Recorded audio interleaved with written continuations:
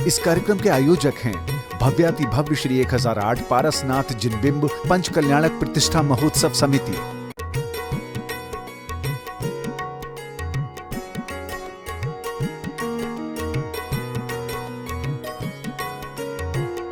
जय जिनेंद्र दर्शकों, मैं दीपिका और आप सभी का हार्दिक स्वागत करती हूं आपके अपने जिनवाड़ी चैनल पर। दर्शकों, परम पूज्य संत शिरोमणि आचार्य श्री 108 विद्यासागर जी महाराज के मंगल आशीर्वाद से Delhi university sport indoor stadium में 19 से 25 अप्रैल 2024 के मध्य श्री संकटहरण भगवान पार्श्वनाथ जिन मंदिर सहित नागर शैली में निर्मित 29 नवीन जिन मंदिरों का भव्य पंच कल्याणक प्रतिष्ठा महामहोत्सव एवं विश्व शांति महायज्ञ का आयोजन किया जा रहा है। परम पूज्य राष्ट्र संत महायोगी उपाध्याय श्री 108 गुप्ती सागर जी महाराज के पावन सानिध्य में आयोजित हो रहे इस महोत्सव में आज श्रद्धालु जन भक्ति भाव से प्रभु के गर्भ कल्याणक उत्तर रूप की क्रियाओं में सहभागिता कर भरपूर धर्म लाभ अर्जित कर रहे हैं। तो आइए दर्शकों, विशेष प्रसारण के माध्यम से हम भी आनंद लेते हैं प्रभु के गर्भ कल्याणक की मांगलिक गतिविधियों का।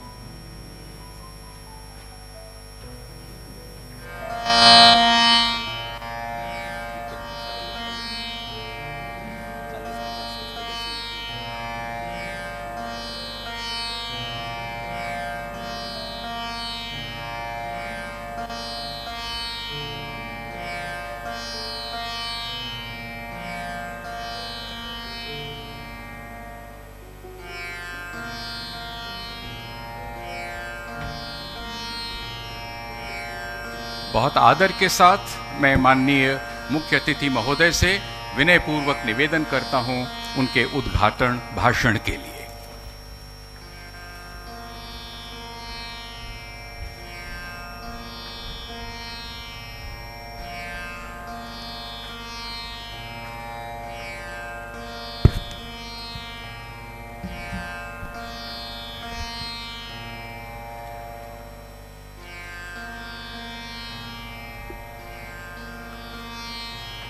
नमस्कार। राष्ट्रीय संत आचार्य गुप्त सागर जी महाराज, प्रोफेसर संजीव शर्मा, प्रोफेसर नरेश धतीज जी, प्रोफेसर नलिन शास्त्री, मंच पर उपस्थित सभी विद्वान, जैन धर्म के श्रेष्ठ विद्वानों का और आज इस सभागार में जो सभी उपस्थित हैं, मैं आप सभी का दिल्ली विश्वविद्यालय में स्वागत करता हूं और अभिनंदन करता हूं। हम सबके लिए दिल्ली विश्वविद्यालय, आप सभी जानते हैं कि 100 वर्ष पूरा किया एक प्रतिष्ठित विश्वविद्यालय है और उसमें जैन धर्म का कार्यक्रम हो और राष्ट्रीय संतों का आगमन हो, ये हम सबके लिए बहुत ही गर्व और सम्मान की बात है। और आज का जो कार्यक्रम है उस पे किस विषय पे है कि उदय विकसित भारत का जैन धर्म एवं दर्शन का योगदान, यानी जो भारत विकसित होगा तो उसको विकसित करने में जैन धर्म का, जैन दर्शन का, जैन मूल्यों का कैसे समावेश होगा और कैसे उसमें उसका योगदान होगा। हम सब सौभाग्यशाली हैं, भारत के प्रधानमंत्री ने यह संकल्प लिया कि भारत 2047 तक एक विकसित राष्ट्र होगा। तो सबसे पहले मन में आता है कि ये संकल्प लिया, इसका मतलब क्या है। एक सिंपल सा मतलब पहला आता है कि 1947 में भारत स्वाधीन हुआ। स्वाधीन हुआ मीन्स हम स्व के अधीन आ गए, ब्रिटिश राज्य से मुक्ति मिली। लेकिन 1947 में भारत स्वतंत्र नहीं हुआ, स्वाधीन हुआ, हमारा शासन आया। लेकिन अब ये तय किया, अगर हम विकसित भारत की बात करते हैं तो हमें अपने तंत्र, अपने सिस्टम, अपनी परंपरा को भी एस्टैब्लिश करने की जरूरत है। तो ये जो विकसित भारत अभियान है ये स्वाधीनता से स्वतंत्रता तक का अभियान है। ऐसा मानते हैं कि 100 वर्ष में हमने तय किया है कि हमारे अपने तंत्र, अपने सिस्टम, अपनी प्रोसेसेस, अपने प्रोसीजर्स होंगे। मैं भारत के प्रधानमंत्री, भारत की सरकार और भारत के सभी लोगों का अभिनंदन भी करूंगा कि इतना बड़ा संकल्प हम सबके भरोसे भारत के प्रधानमंत्री ने लिया। एक और बात, बहुत विकसित भारत की जब बात करते हैं, ये इसका मतलब ये है कि आज हमारी जो इकोनॉमी का साइज है, $4 ट्रिलियन की इकोनॉमी है और इसको $25 ट्रिलियन जाना है। ये कोई छोटा काम नहीं है, ये आसानी से होगा ऐसा भी नहीं है। हम सबकी समझ, हम सबकी मेहनत, हम सबका जीवन इसमें लगना चाहिए। ये तभी होगा कि हम $25 ट्रिलियन की इकोनॉमी को लेके जाएंगे। और ये कैसे लेके जाएंगे, इसका जो सूत्र है वो है इकोनॉमिक ग्रोथ रेट। भारत की अभी 6% की इकोनॉमिक ग्रोथ रेट है, हमें चाहिए 9% की 2047 तक। और पिछले क्वार्टर में हमारी ग्रोथ रेट आई 8.4%, जो संसार में सबसे ज्यादा ग्रोथ रेट है। यानी हम अच्छा तो बहुत कर रहे हैं। अभी क्या एक्सपेक्टेशन है कि हम 2030 के बाद हर साल अपनी इकोनॉमी में $1 ट्रिलियन ऐड करेंगे और पहला $1 ट्रिलियन की इकोनॉमी बनने में भारत को आजादी के बाद 60 साल लगे। उसके बाद वो 2007 में हम पहली ट्रिलियन बने, 2014 में 2 ट्रिलियन बने, 2019 में 3 ट्रिलियन बने और आज $4 ट्रिलियन की इकोनॉमी है। यानी दूर बहुत जाना है और ग्रोथ रेट एक बहुत इंपॉर्टेंट है। तो इस विकसित भारत जैसे बनेगा या एक अभियान हमारा है, तो इसमें जैन धर्म और दर्शन का योगदान होगा, होना भी चाहिए। क्योंकि जब भी हम जैन धर्म को याद करते हैं तो हमारे मन में क्या आता है, कुछ शब्द आते हैं इमीडिएटली। क्या शब्द आते हैं? करुणा, दया, संस्कार, सद्गुण, अहिंसा, परोपकार, सदिच्छा। ये सारे मानवीय मूल्य जो हैं जैन दर्शन के कोर में हैं।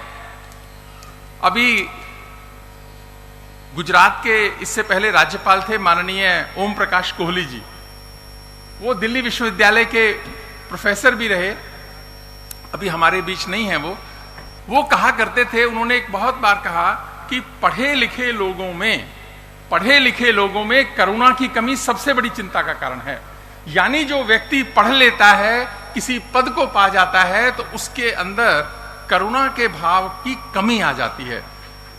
अगर जैन धर्म का दर्शन व्यक्ति के मन में आएगा तो ये करुणा का भाव, जो मूल भाव है, वो व्यक्ति को वैसा न बनने की तरफ प्रेरित करेगा।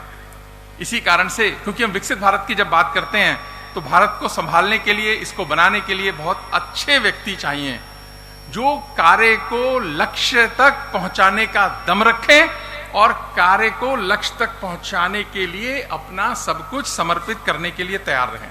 भगवान कृष्ण ने गीता में कहा कि योगः कर्मसु कौशलम, यानी भगवान ने कहा है तो सही कहा होगा कि योगः कर्मसु कौशलम, यानी कर्म में कुशलता ही योग है।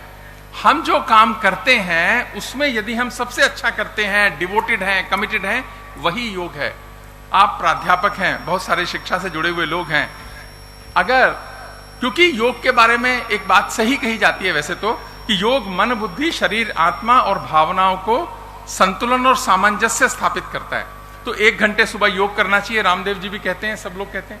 लेकिन अगर आप 1 घंटे योग करते हैं, विश्वविद्यालय में आते हैं और उसके बाद क्लास नहीं पढ़ाते, उस समय जब आपकी क्लास का टाइम है, आप कैंटीन में पाए जाते हैं, समोसे खाते पाए जाते हैं, गप्पे लगाते पाए जाते हैं, असल योग आपका वो नहीं है जो सुबह किया आपने। योग वो है जो आपसे अपेक्षित है। इसीलिए भगवान ने कहा कर्म योग, ये सबसे श्रेष्ठ योग है अगर हम योग की बात करते हैं। और जैन धर्म अच्छे मन और स्वस्थ तन का निर्माण करने की बात करता है। एक घटना है, मैं महाराजा सयाजीराव यूनिवर्सिटी बड़ौदा का वाइस चांसलर था, तो उस समय हमारे सिंडिकेट के अंदर कई जैन समाज के लोग थे, शहर के प्रतिष्ठित डॉक्टर्स थे। तो मेरे पास एक दिन आए कि आपसे हमारे जो संत हैं वो मिलना चाहते हैं, महाराज जैसे महाराज जी बैठे हैं ऐसे संत हैं, वो मिलना चाहते हैं। तो मैंने कहा उनको इतनी दूर क्यों बुलाना है, मैं वहां चला जाता हूं। उन्होंने कहा नहीं, वो यहीं आके मिलना चाहते हैं। मैंने कहा वो पैदल चल के आएंगे, उनको दिक्कत होगी, लेकिन वो आए मेरे पास। अब देखिए क्या प्रश्न था, उन्होंने क्या कहा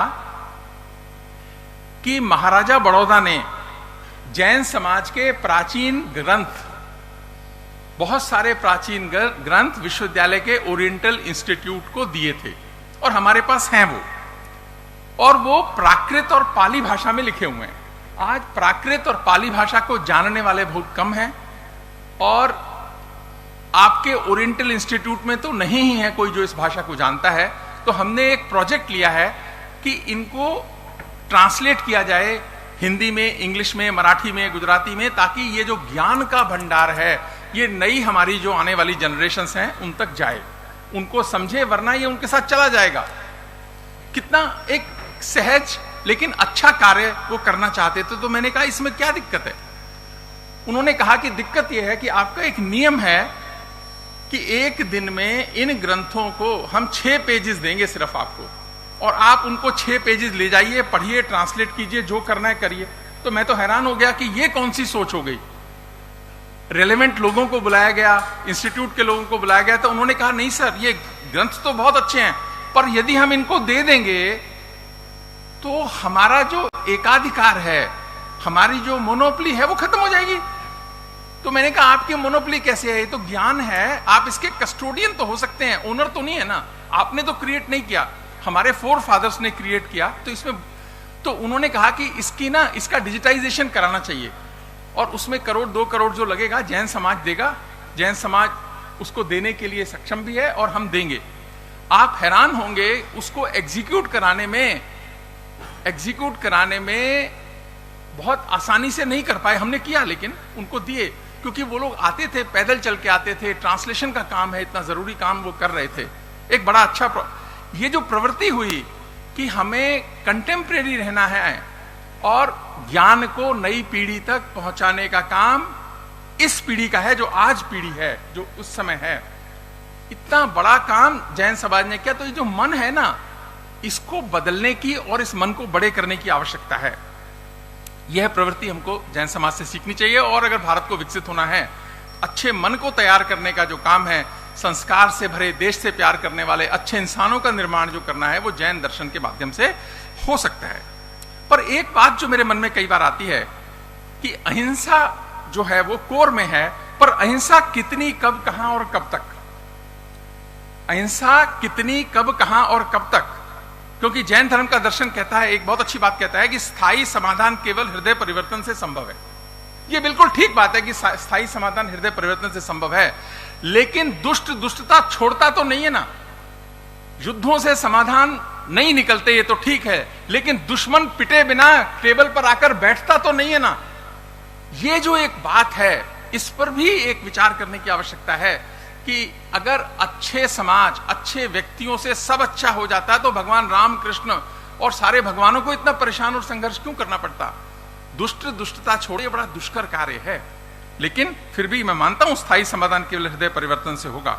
और अहिंसा को परम कर्तव्य माना है, अहिंसा को परम कर्तव्य माना है।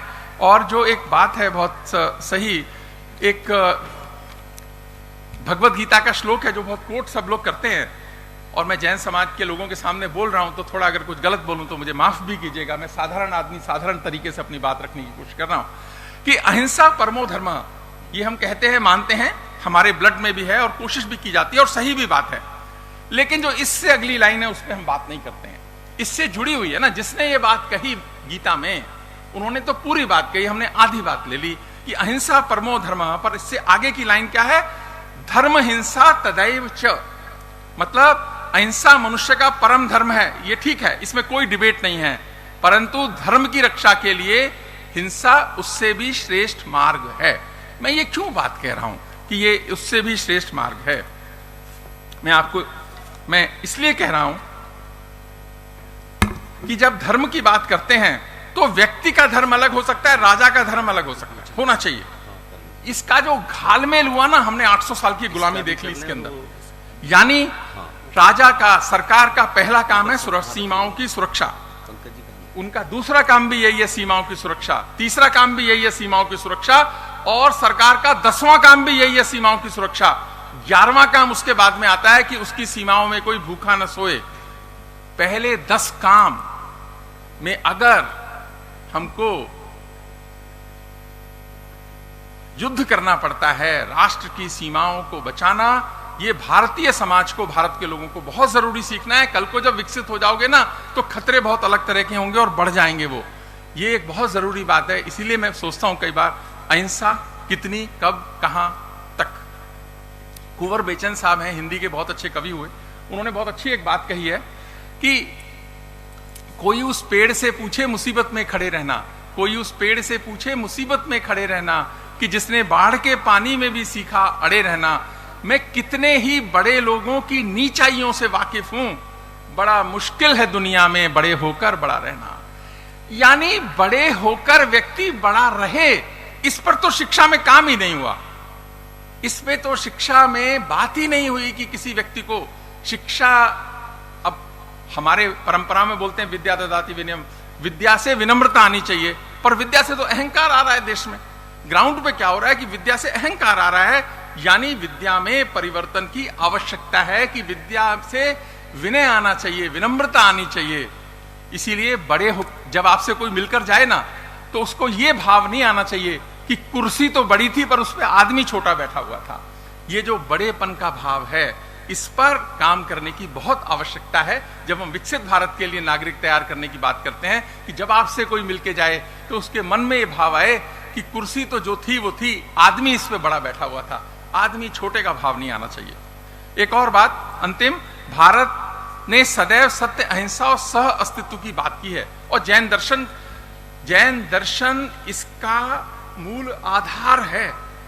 और एक और बात जो कही जाती है कि किसी का बुरा चाहना भी हिंसा है, बहुत अच्छी बात है। किसी का बुरा क्यों करना है, बुरा चाहना भी हिंसा है। और मानव कल्याण का मार्ग, कल्याणकारी मार्ग जैन दर्शन सिखाता है। श्रेष्ठ व्यक्ति निर्माण यह दर्शन कराता है। ऐसे वातावरण का विकसित भारत में आवश्यकता है, ऐसे लोगों की आवश्यकता है। जैन धर्म इसमें अग्रणी भूमिका निभाएगा, ऐसा मेरा विश्वास भी है, और ऐसा मेरा राष्ट्रीय संत से आग्रह भी है कि जब ये विकसित भारत का सारा काम चल रहा है, जैन समाज को उसमें अग्रणी भूमिका निभानी चाहिए, क्योंकि अच्छे व्यक्ति सबको चाहिए, अच्छे पड़ोसी भी चाहिए, अच्छे दोस्त भी चाहिए, अच्छे टीचर भी चाहिए, पर इसमें काम कोई नहीं करता। चाहिए सबको, जो चीज चाहिए सबको, काम कोई नहीं करता, तो वो कैसे आएगी समाज के अंदर? इस पर काम करने की आवश्यकता है।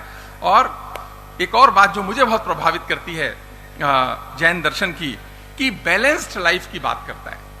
बैलेंस्ड लाइफ का मतलब क्या, कि जिंदगी में ऐसा करें कि काम दोनों का चलता रहे, जिंदगी में ऐसा करें कि काम दोनों का चलता रहे, हवा भी चलती रहे और दिया भी जलता रहे। ये जो जीवन दर्शन है, ये जैन जीवन दर्शन है, हमको सीखने की आवश्यकता है। और मैं मानता हूं कि भारत को विकसित बनाने में बहुत बड़ा योगदान अच्छे इंसानों का होगा। जैन दर्शन के माध्यम से हम आसानी से इसको कर पाएंगे, और इसके लिए आप सबकी एक अग्रणी भूमिका, आपकी एक एक्टिव इसमें पार्टिसिपेशन ये देश अपेक्षा करता है। आपने मुझे बुलाया अपने कुछ विचार साझा करने के लिए, आप सबका आभार। आपका मैं पुनः दिल्ली विश्वविद्यालय में अभिनंदन करता हूं और स्वागत करता हूं।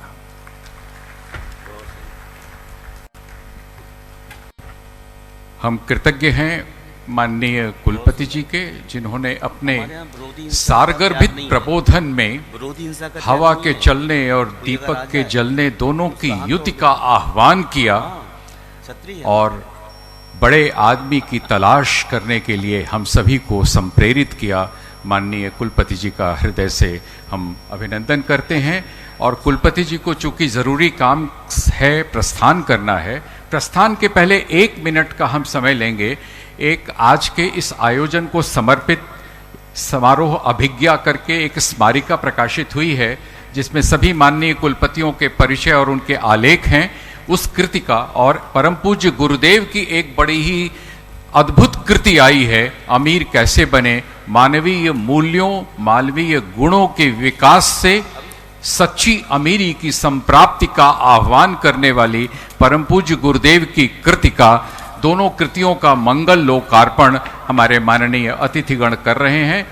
हम बहुत आदर के साथ उनसे निवेदन करते हैं कि इन कृतियों का लोकार्पण करने की कृपा करें।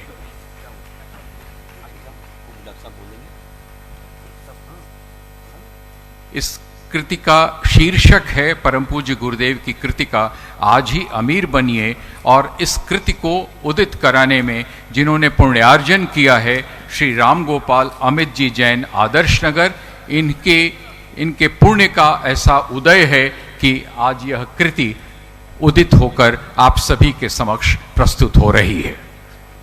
ये आपकी फरमाइश पूरी।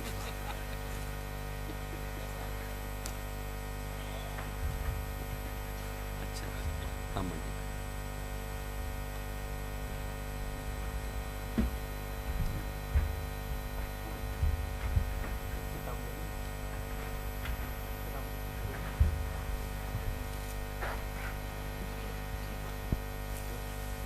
बहुत बहुत धन्यवाद माननीय कुलपति जी का।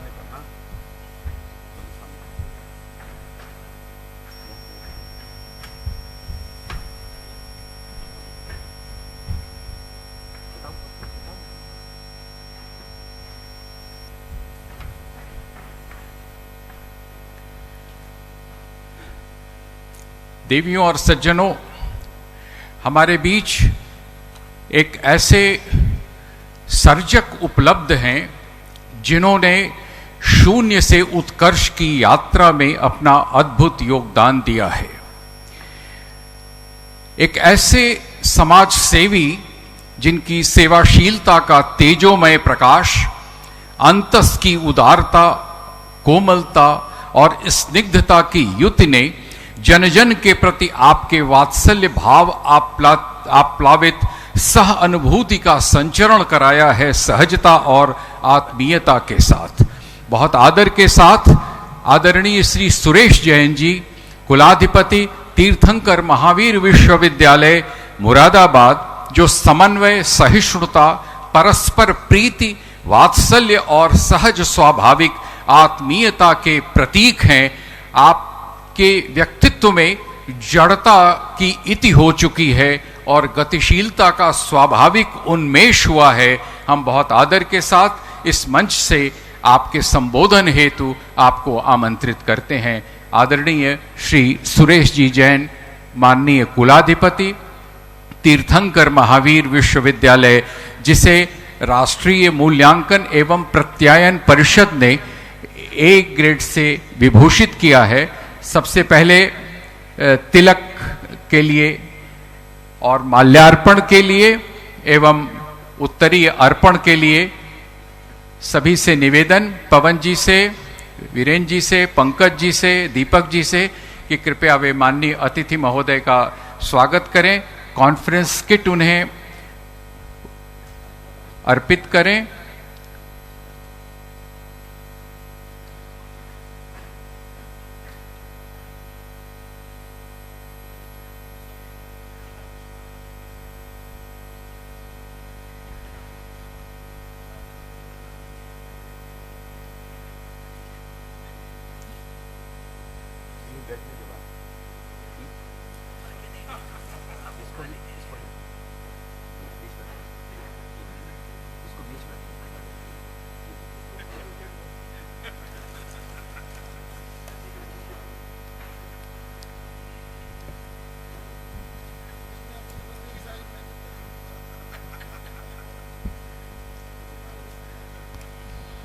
पूज्य गुरुदेव द्वारा सृजित साहित्य गुरुदेव के हाथों से आदरणीय श्री सुरेश जी को भेंट किया जा रहा है।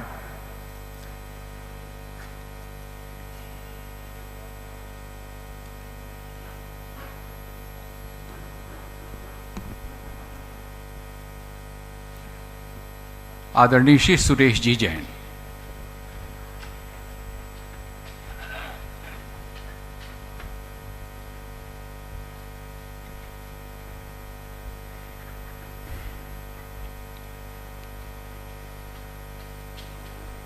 बोलिए देवादिदेव आदिनाथ भगवान की। अभी तो घर से आए हो भाई, अभी भूख लग गई। जयकारा तो जयकारे की तरह ही होना चाहिए। बोलिए आज देवादिदेव आदिनाथ भगवान की। महाराज श्री गुप्ती सागर जी महाराज की।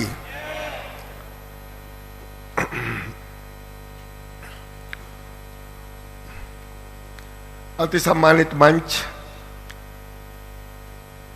और गुरु जी के चरणों में वंदन करता हूं। आप सब जो इस कार्यक्रम में पधारे हैं और एक बड़ी सोच के लिए पधारे हैं, एक अलग लीग के लिए आज ये कार्यक्रम है। कार्यक्रम कितना बड़ा है और कितने लोग उसमें आए हैं और कितने बड़े अतिथि उसमें आए हैं, ये बड़ी बात नहीं होती है। बड़ी बात ये है कि आखिर हम क्यों इकट्ठा हुए हैं, वो बड़ी बात है। गुरु जी की जो ये सोच है कि अलग हटकर उस बारे में आज हम सबको यहाँ इकट्ठा किया है, जो आने वाली पीढ़ियों के लिए एक मार्गदर्शक के रूप में, एक मार्गदर्शन के रूप में काम करने वाला है।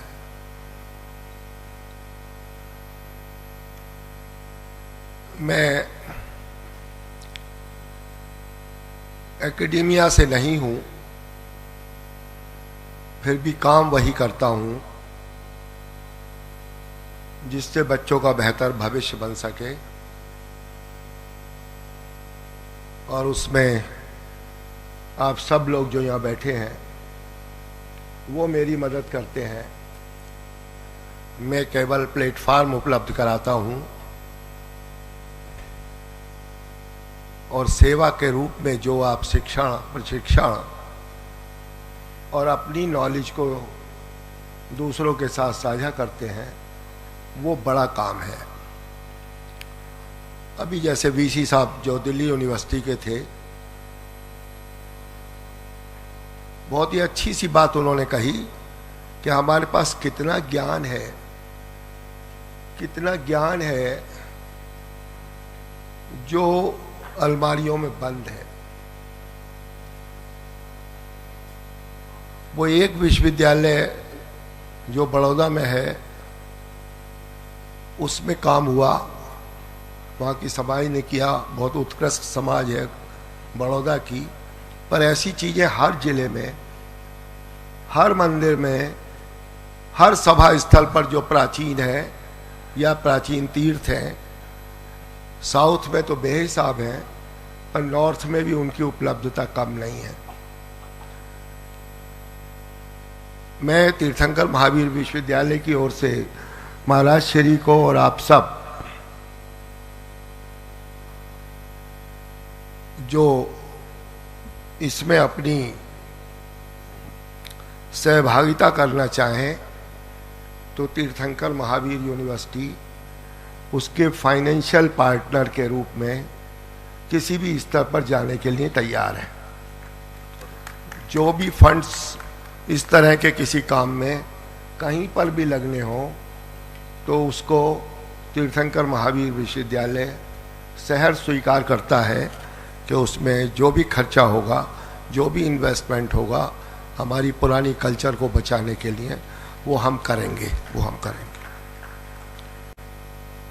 ये आज एक शुरुआत है एक बड़ी सोच के लिए, और सब कुछ भारत को बड़ा बनाने के लिए हम लोग लगे हैं। पर मेरा ऐसा मानना है, अभी वीसी साहब कह के गए हैं कि इसमें जो फाइनेंस के लोग हैं या जो इकोनॉमी के बारे में ज़्यादा समझते हैं, उनका ज़्यादा रोल है। पर मैं थोड़ी सी दूसरी बात कहता हूँ कि इसमें ज़्यादा रोल आप लोगों का है जो ऐसे लोगों को पढ़ा के बड़ा करते हैं।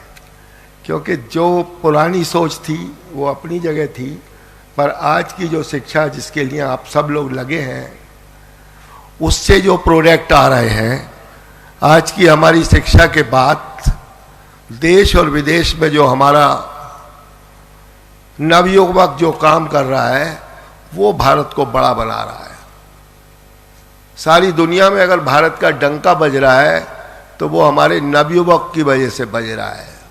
उनकी जो सोच है, उनका जो कार्य करने का तरीका है, उनकी जो नॉलेज है, जो उनको आप जैसे लोगों ने दी है, वो हमें निश्चित रूप से बड़ा करेगी।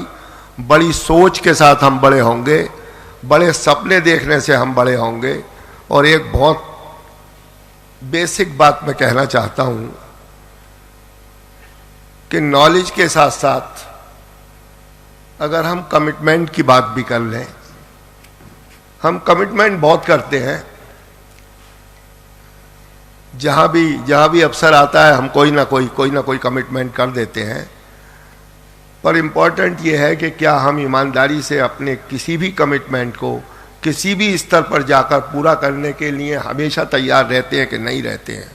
सबसे बड़ी बात यह है कि हम जो कुछ भी सोचते हैं, जो कुछ भी हम वायदा करते हैं, जो कुछ हमारी लायबिलिटी है समाज के लिए, धर्म के लिए और देश के लिए, क्या हम उसको ईमानदारी से पूरा करने के लिए हर स्तर पर जाने को तैयार हैं?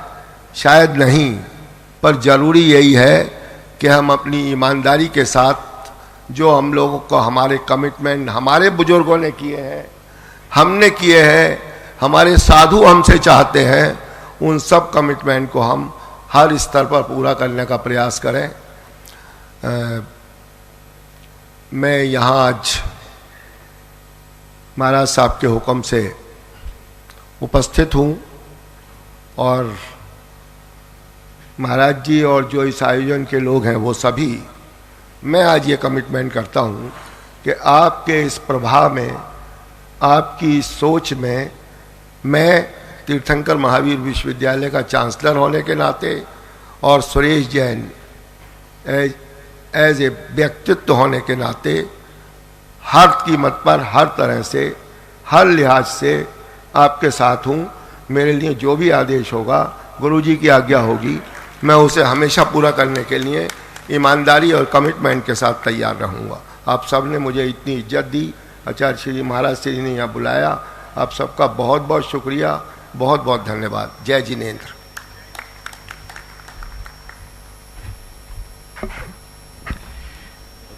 हम बहुत आभारी हैं माननीय कुलाधिपति महोदय के, उनके संप्रेरक उद्बोधन के लिए और उनकी विरासत के संरक्षण की प्रतिबद्धता के लिए। अब बहुत आदर के साथ मैं एक और प्रखर नक्षत्र, अकादमिक नक्षत्र को आमंत्रित कर रहा हूं आपके सम्मुख।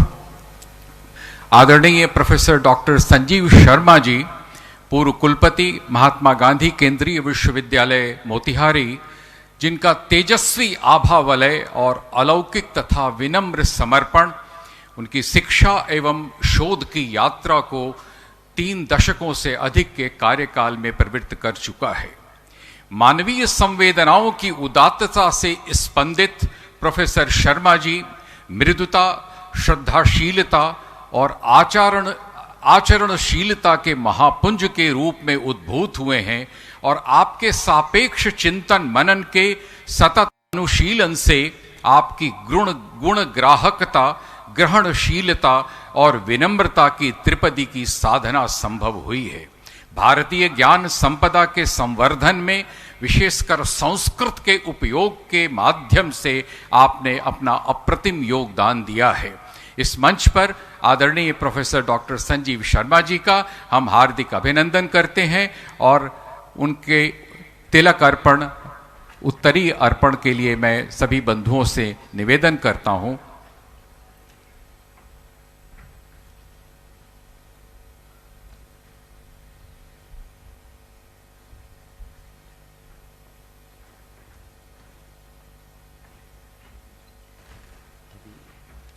बीच में कराएंगे मंगलाचरण, इसको बोलेंगे मध्यम मंगलाचरण।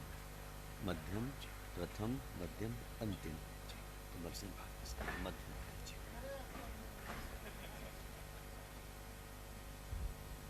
सोनी जी कचरा से नीचे से भी, नीचे से भी।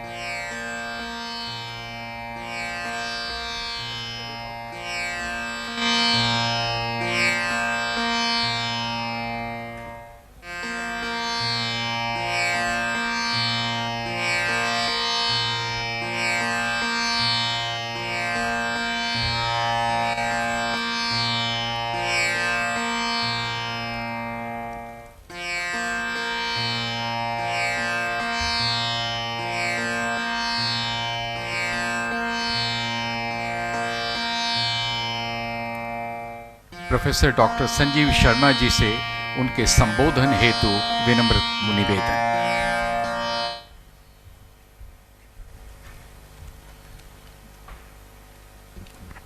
सबको प्रणाम करता हूं।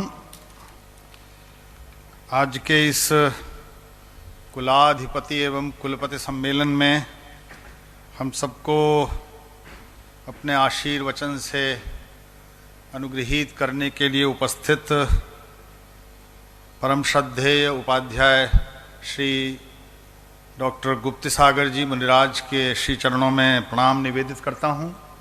मंच पर मेरे अत्यंत आदरणीय मित्र प्रोफेसर नरेश दाधीच जी, आदरणीय प्रोफेसर सुधा मलैया जी, आदरणीय प्रोफेसर सुधीर राजीव जी, आदरणीय श्री सुरेश जैन जी, आदरणीय प्रोफेसर इश्तियाक जी और अन्य सभी मंचस्थ महानुभावों को और सामने बैठे हुए, सभागृह में बैठे हुए सभी देवी और सज्जनों को प्रणाम निवेदित करता हूँ।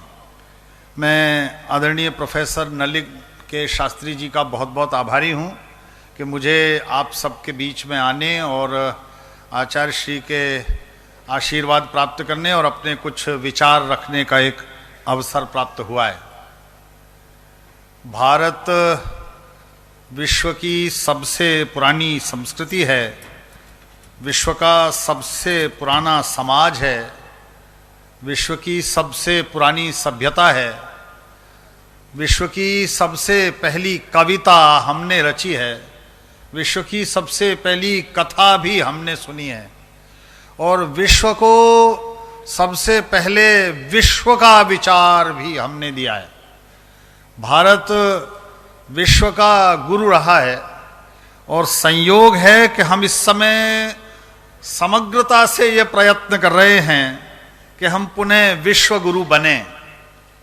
और भारत का विश्व गुरु बनने का स्वप्न भारत के ऐश्वर्य का नहीं है, समृद्धि का नहीं है, संपन्नता का नहीं है, भौतिक संसाधनों की विराटता का नहीं है, अपितु भारत के विचार के वर्चस्व का है।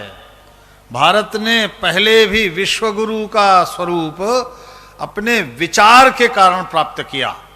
इसीलिए वेद का ऋषि कहता था, सा प्रथमा संस्कृतिर विश्ववारा।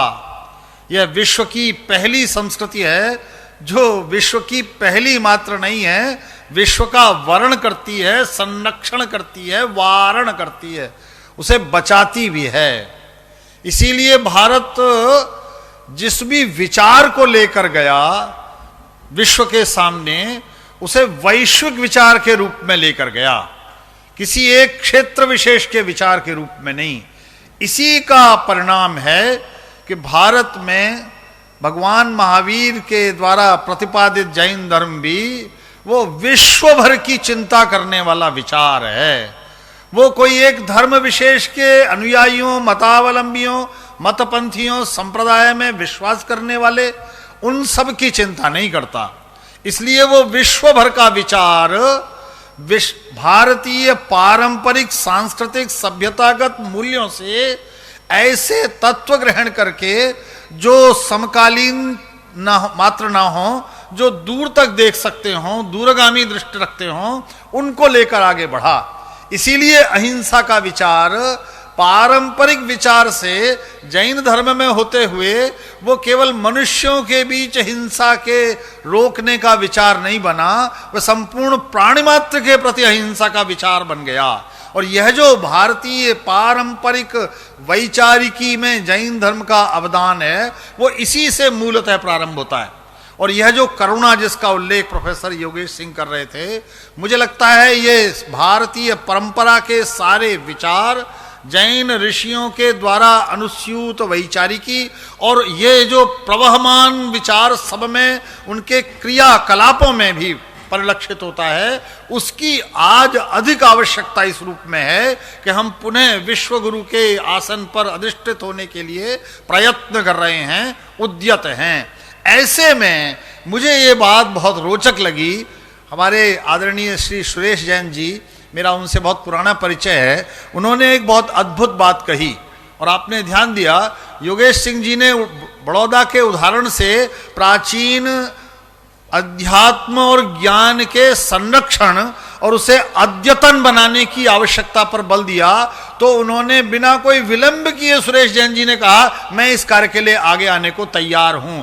यह जो उत्कट विचार है अपने प्राचीनता को बचाए रखने का और उन मानवीय मूल्यों को प्रवाहित प्रसरित प्रचरित कर देने का और अत्यधिक प्रचलित कर देने का, यह विचार ही भारतीय परंपरा का मूल विचार है। और मैं प्रायः कहता हूं हमारी रगों में, हमारे रक्त में, हमारी धमनियों में वह जो विचार बहता है वह न किसी स्थान से बदलता है, न किसी पूजा पद्धति से बदलता है, न किसी उपासना उपक्रम से बदलता है, न किसी वेशभूषा से बदलता है, न किसी पर्यावरण से बदलता है। वह एक भारतीय विचार है जो भारत में रहते हुए विश्व भर की चिंता करते हुए, विश्व कल्याण को अपना लक्ष्य मानते हुए, विश्व के प्रत्येक प्राणी मात्र की चिंता को अपना उद्देश्य मानते हुए चलता है। इसीलिए हम सबके सुख की चिंता करते हुए चलते हैं। ये जो सबके सुख का भाव है, सबके निरोगी होने का भाव है,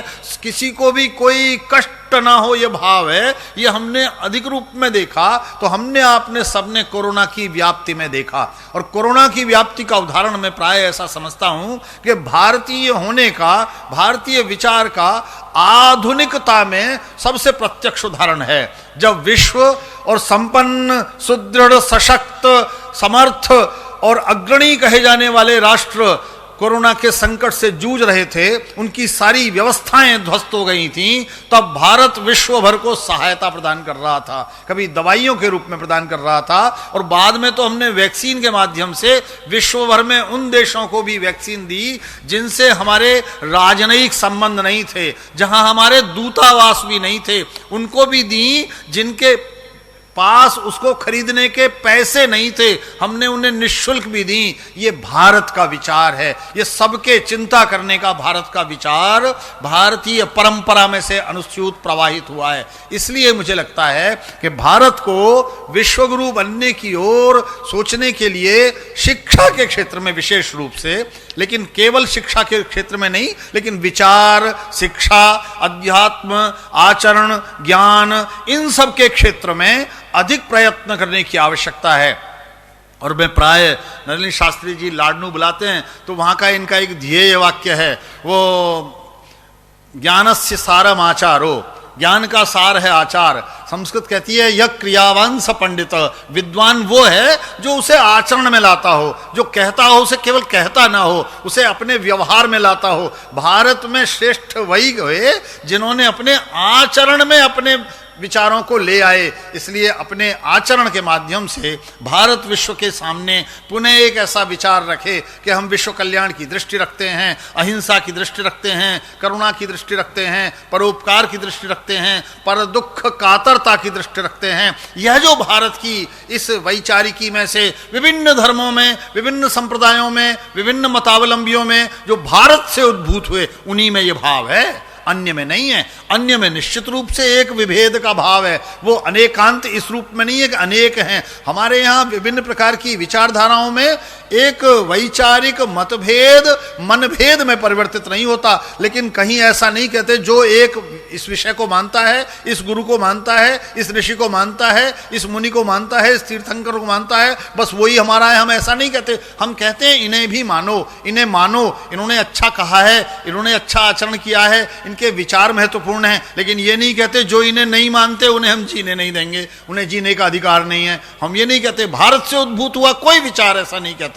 इसलिए अन्य स्थानों से उद्भूत हुए विचारों में और भारत के विचारों में मूल अंतर यही है। इसीलिए भारत विश्वगुरु बनने की संभावनाएं रखता है। हमारे समक्ष ये संकल्प भी है, हमारे समक्ष ये चुनौती भी है, और हमारे लिए एक प्रकार से यह अवसर भी है और हमारा दायित्व भी है मनुष्यता की रक्षा के लिए कि भारत पुनः वही संसार की सबसे समर्थ, सबसे श्रेष्ठ संस्कृति सभ्यता समाज बने, उसके लिए हमारे आचरणों में, हमारे व्यवहार में, हमारी क्रियाओं प्रतिक्रियाओं में, हमारे उपक्रमों में, हमारे अभिधानों में, और विशेष रूप से हम संसार के प्रति जो दृष्टि रखते हैं उस सब में ये परिलक्षित हो, ये दिखाई पड़े कि विश्व का श्रेष्ठतम समाज भारत है, विश्व का श्रेष्ठतम राष्ट्र भारत है, विश्व का श्रेष्ठतम सभ्यता संस्कृति का समन्वय का संग्रह का केंद्र भारत है, और वो दिशा दिखा सकता है। हम समाज विज्ञानों में प्राय कहते आए हैं कुछ पिछले अनेक वर्षों से, इतिहास का अंत हो गया,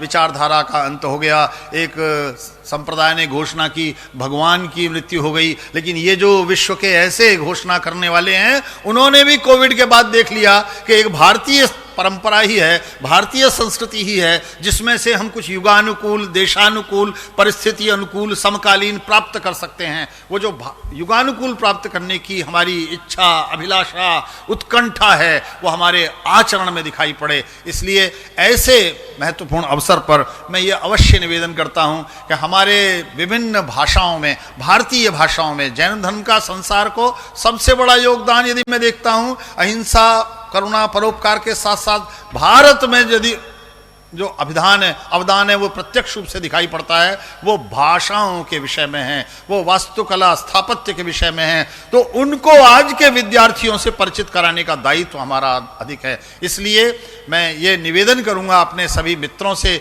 इस सभा में बैठे हुए महानुभावों से, कि जिन भी विषयों को हमें लगता है कि वे समकालीनता के लिए उपयोगी हो सकते हैं, हमारे आज के विद्यार्थी के लिए उपयोगी हो सकते हैं, भविष्य की पीढ़ी के लिए उपयोगी हो सकते हैं, उन्हें समकालीन बनाते हुए कैसे प्रस्तुत करें आज की भाषाओं में, उन भाषाओं में जो अधिक प्रवृत्त हैं। वो उनके कोई राजनीतिक कारण, आर्थिक कारण, वैश्विक कारण हो सकते हैं, लेकिन वे अधिक उपादेय हों, उनके लिए हम प्रयत्न कर सकते हों, उसके लिए आगे आएं। और मैं जानता हूं कि ये समग्र प्रयास उस दिशा में हमें अवश्य ही सफल बनाएगा।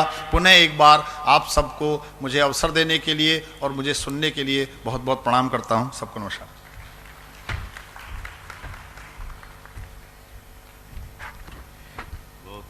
आदरणीय प्रोफेसर संजीव शर्मा जी ने चतुर्दिक मंगल का आह्वान किया, चतुर्दिक मंगल की भारतीय संकल्पना का संगान किया। हम कृतज्ञ हैं आपके। देवियों और सज्जनों, जब निर्ग्रंथ मुनि निरामय संत हमारे बीच विद्यमान हैं, विराजमान हैं, तो मंगल ही मंगल होता है। हम उसी मंगल का संगान करते हैं इस भाव से, जो श्रेष्ठ हैं शरण मंगल कर्म जेता, आराध्य हैं परम शिवपंथ नेता, है वंद्य खेचर नरों असुरों सुरों के, वे ध्येय पंचगुरु हो हम जनों के। इसी मंगल की अनुभूति करने के लिए हम मध्यम मंगलाचरण के लिए बहुत आदर के साथ, बहुत विनम्रता के साथ ब्रह्मचारिणी डॉक्टर रंजना शास्त्री जी को आमंत्रित करते हैं। वे कृपया पधार कर अपने मंगल संगान से हमें अनुप्राणित करें।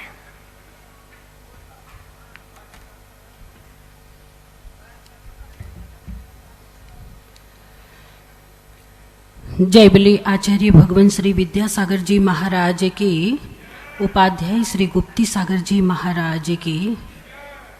हम मध्यम मंगलाचरण के लिए पंच महागुरु भक्ति आपके सामने प्रस्तुत करेंगे। मणुयना इंद सुर धरिय छतया, पंच कल्याण सोखावली पत्तया, दंसनम नान झाणम अनंतम बलम, तेजिनादिन्तुअं मम वरम मंगलम। जेई झाणगिवाणे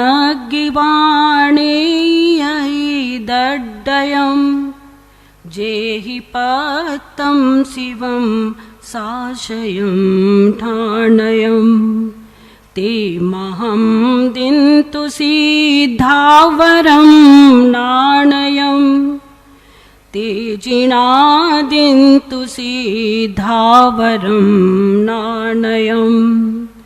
पंच आचार पंचज्ञ संसाहया, वार संगाहि सुह जलहि अवगाहया मुख लक्षी महंती महंती सया शूरिणो दिन्तु मुख मग्गया संगया घोर संसार भी माड़ भी कानने तिख वियरालनः पाव पंचानने नट्टमगान जीवाणुपह देशिया वंदिमोते उवजाये अम्मीशया उगतव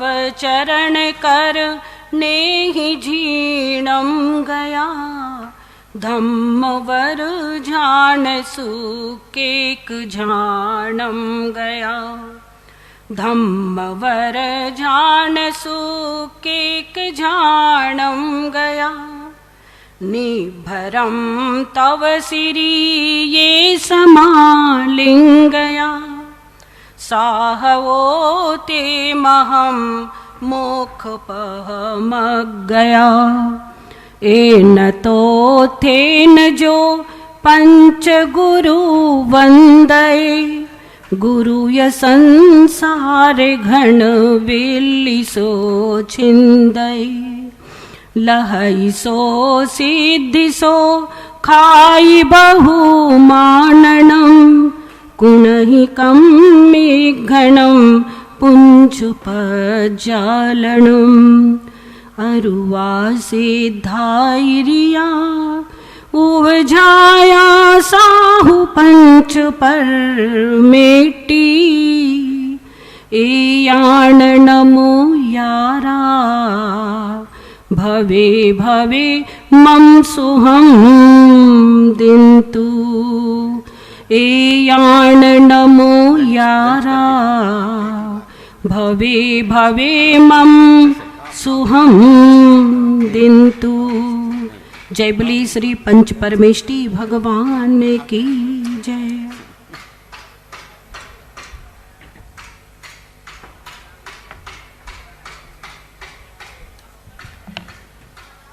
मध्यम मंगलाचरण के मंगल भावों के बाद हम एक ऐसी मातृशक्ति को आमंत्रित कर रहे हैं जो अपनी प्रखर पुण्यवत्ता, ऋतंभरा प्रज्ञा और अनौपम्यता से संबलित हो नारी संसार के मानचित्र पर उभरने वाली एक सामाजिक नेतृत्वकर्ती के रूप में उदित हुई हैं।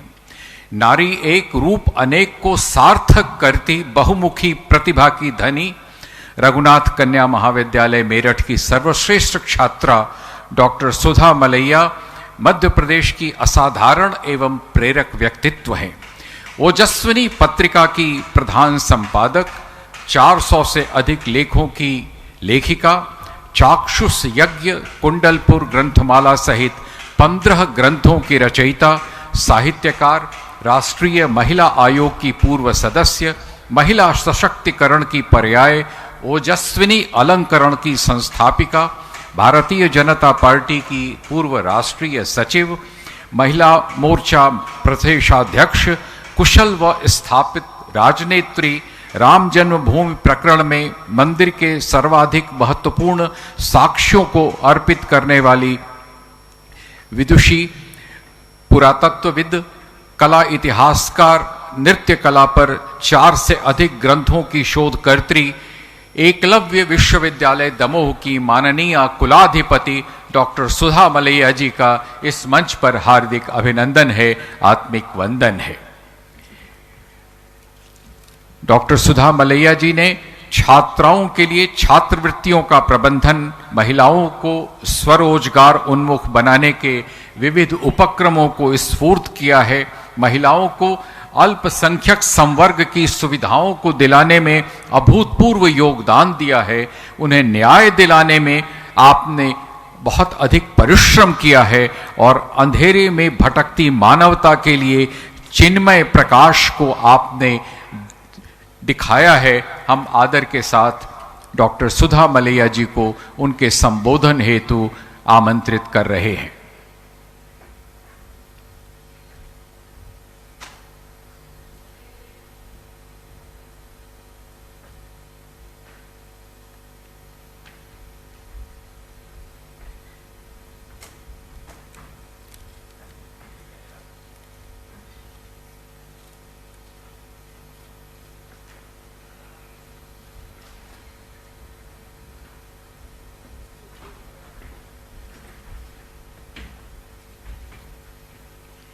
आदरणीय डॉक्टर सुधा मलैया जी।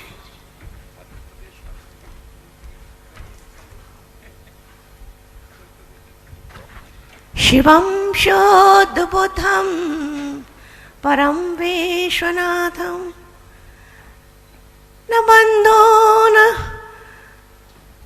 कर्माणि कर्ता नाङ्गं न सङ्गं न इच्छा न कामम् चिदानन्दरूपं नमो वीतरागं चिदानन्दरूपं नमो वीतरागम। भगवान महावीर के और कुंडलपुर के बड़े बाबा भगवान आदिनाथ के चरणों में नमन करते हुए, अन्यथा शरणं नास्ति त्वमेव शरणं मम तस्मात् कारुण्य भावेन रक्ष रक्ष जिनेश्वरा, रक्ष रक्ष जिनेश्वरा। आज के इस कार्यक्रम के संयोजक, आयोजक, संरक्षक, संवर्धक, संगठक, समन्वयक, उपाध्याय मुनिश्री 108 डॉक्टर गुप्ती सागर महाराज जी ने मुझे याद किया, स्मरण किया, मैं कृतार्थ हुई। शिष्य गुरु को याद करे तो कोई बड़ी बात नहीं, लेकिन गुरु शिष्य को याद करे तो बहुत बड़ी बात है। मैं उनकी स्मृति में रही, ये मेरा सौभाग्य है। The honour and pleasure is totally mine. मित्रों, आज विकसित भारत की बात हो रही है। मैं समस्त मंचासीन देश भर से पधारे कुलाधिपतियों का और कुलपतियों का, श्रावक श्राविकाओं का, सुधीजनों का मैं हृदय से नमन, वंदन और अभिनंदन करती हूँ और पुनः आभार प्रकट करती हूँ कि मुझे यहाँ याद किया गया, ये अवसर दिया गया। मुझे उसी विषय पे बोलना है।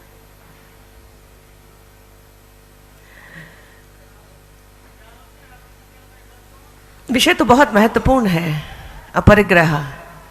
इस विकसित भारत में की कल्पना करने के लिए मैं सिर्फ एक सवाल और पूछती हूँ। यहाँ बैठे कितने लोगों को ये पता है भली भांति स्पष्ट रूप से कि भारतवर्ष का नाम किसके नाम पर पड़ा? कौन सा भारत था? हाथ उठाकर बताएं। और जिनको नहीं मालूम वो हाथ उठाएं। दौशंती पुत्र भरत के नाम से या ऋषभ देव के पुत्र भरत के नाम से? हमारी पाठ्य पुस्तकों में, इतिहास की पुस्तकों में हम भारतीय हैं, हम भारतवर्ष के नागरिक हैं, हमें ये बताया ही नहीं जाता।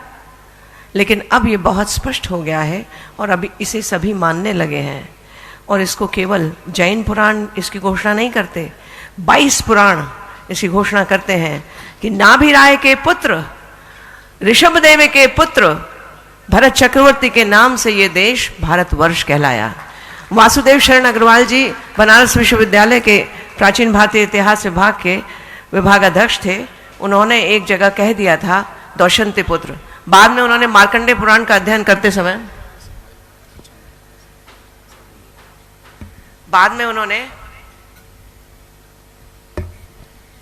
ठीक है मैं देख लूंगी। बाद में उन्होंने मार्कंडेय पुराण एक अध्ययन करते समय उन्होंने अपनी गलती को स्वीकारा और ये स्वीकारा कि जो बात उसमें भरत के लिए कही गई थी वो दौशंती पुत्र भरत के लिए नहीं, वह ऋषभदेव के पुत्र भरत के लिए कही गई थी, क्योंकि वही 100 भाइयों के अग्रज थे और दौशंती पुत्र भरत तो अकेले थे। और हमें कितने लोगों को पता है, इस देश का सर्वाधिक प्रतापी सम्राट जिसने भारत को अखंड किया, गुरु चाणक्य का योग्य शिष्य चंद्रगुप्त मौर्य, मौर्य वंश का संस्थापक, जैन धर्मावलंबी था।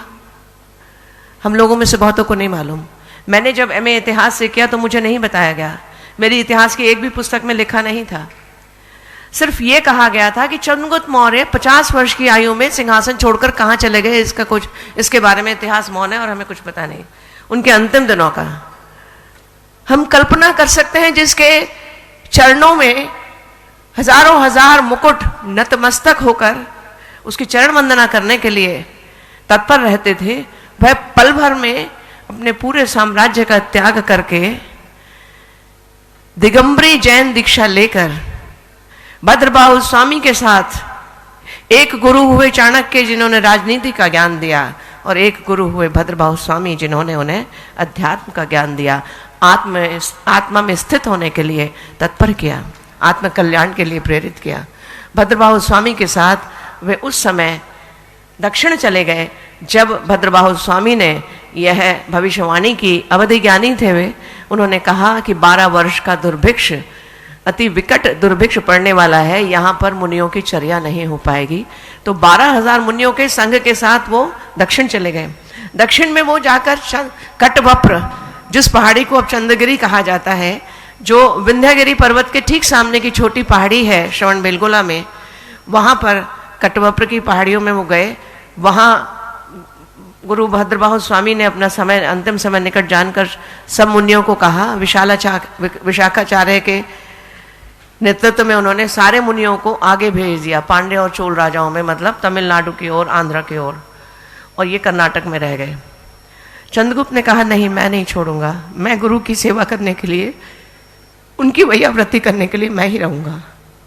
वह जो कभी जाने कैसे कैसे वैभव में रहा होगा, वह भद्रबाहु गुफा की उस कठोर शैया पर, पत्थर की शैया पर सोता रहा, गुरु की वैयावृत्ति करता रहा, और गुरु की संलेखना पूर्ण समाधि हो जाने के पश्चात उसने उनके चरणों घेर कर उनकी वंदना करते हुए स्वयं इतनी विकट तपस्या की कि देवलोक तक उनकी कीर्ति पहुंची। चंद्रगिरी में ऐसे 5 से ज्यादा अभिलेख हैं जिनमें चंद्रगुप्त के मुनि श्री प्रभाचंद्र होने का लेख है, और भद्रबाहु स्वामी और प्रभाचंद्र के वहां पर आने का उल्लेख है। लोग कहते हैं एविडेंस नहीं है। रेस डेविड एक इतिहासकार हुए हैं जो बुद्धिज्म के बहुत माने हुए स्कॉलर हैं, उन्होंने लिखा है Chandragupta remained neglected for centuries because he was a Jain. He was a follower of Jainism. By the historians, deliberately neglect किया गया। आज भी हमारे इतिहास की पुस्तकों में चंद्रगुप्त के बारे में ये नहीं कहा गया कि वह, क्योंकि मानना पड़ता है इतिहासकारों को कि इस देश का सर्वाधिक प्रतापी और भारत के लिखित इतिहास का पहला राजा चंद्रगुप्त मौर्य जैन था। श्रमण संस्कृति और वैदिक संस्कृति के विवाद में नहीं जा रही हूं मैं, लेकिन इस देश की चिति, इस देश के विचारों का जो समूह है, वह तो श्रमण संस्कृति की नींव पर रखा है। वह तो ऋषभदेव की, जो शायद जिस दिन इंडस स्क्रिप्ट पढ़ ली जाएगी, डिसाइफर कर ली जाएगी, उस दिन शायद पता चले कि the authors of the Indus civilisation were Jains and they were the followers of Jainism and they were follower of Rishabhdev. उस दिन पता चल जाएगा। ब्राह्मी लिपि तो उन्होंने ही सिखाई, अपनी पुत्री ब्राह्मी को सिखाई, अंक विद्या सुंदरी को सिखाई। ब्राह्मी लिपि में कहीं उसका रहस्य होना चाहिए। जिस दिन रोजेटा स्टोन को ऐसा मिल जाए, शायद उस दिन पता चल जाए। अपरिग्रह की अप्रथम उदाहरण है चंद्रगुप्त मौर्य। अपरिग्रह केवल वस्तुओं के संग्रह मात्र से संबंधित नहीं है, उसका संबंध भावों से है। कहते हैं जब बाहुबली ऋषभदेव चले गए अपना बड़ा साम्राज्य छोड़कर, बाहुबली को दे गए छोटा सा पूदनपुर का स्वतंत्र राज्य और भरत को दे गए पूरा भारत, लेकिन बाहुबली उसी में संतुष्ट थे। लेकिन मंत्रियों ने सुझा दिया, महाराज चक्रवर्ती दिग्विजय के लिए निकले, रथ चक्र आगे आगे चला, पूरे देश को विजित कर लाए। अयोध्या के नगर के द्वार पर आकर रथ चक्र रुक गया, अंदर नहीं गया। मंत्रणा की गई, बताया गया कि अभी एक नरेश अविजित है, पोदनपुर का नरेश, आपका भाई अनुज बाहुबली। भरत को अच्छा नहीं लगा, क्योंकि वो दोनों बहुत प्रेम करते थे एक दूसरे से। लेकिन फिर भी रथ को तो, चक्र को अंदर आना है तो चक्रवर्ती का दायित्व पूरा करना पड़ेगा। अनुज को संदेशा भेजा, बाहुबली स्वाभिमानी थे, उनको पसंद नहीं आया। उन्होंने कहा युद्ध होगा। आमने सामने सेनाएं खड़ी हो गई, मंत्रियों ने मंत्रणा की, सेनाएं क्यों लड़े, दोनों भाई लड़ लें आपस में।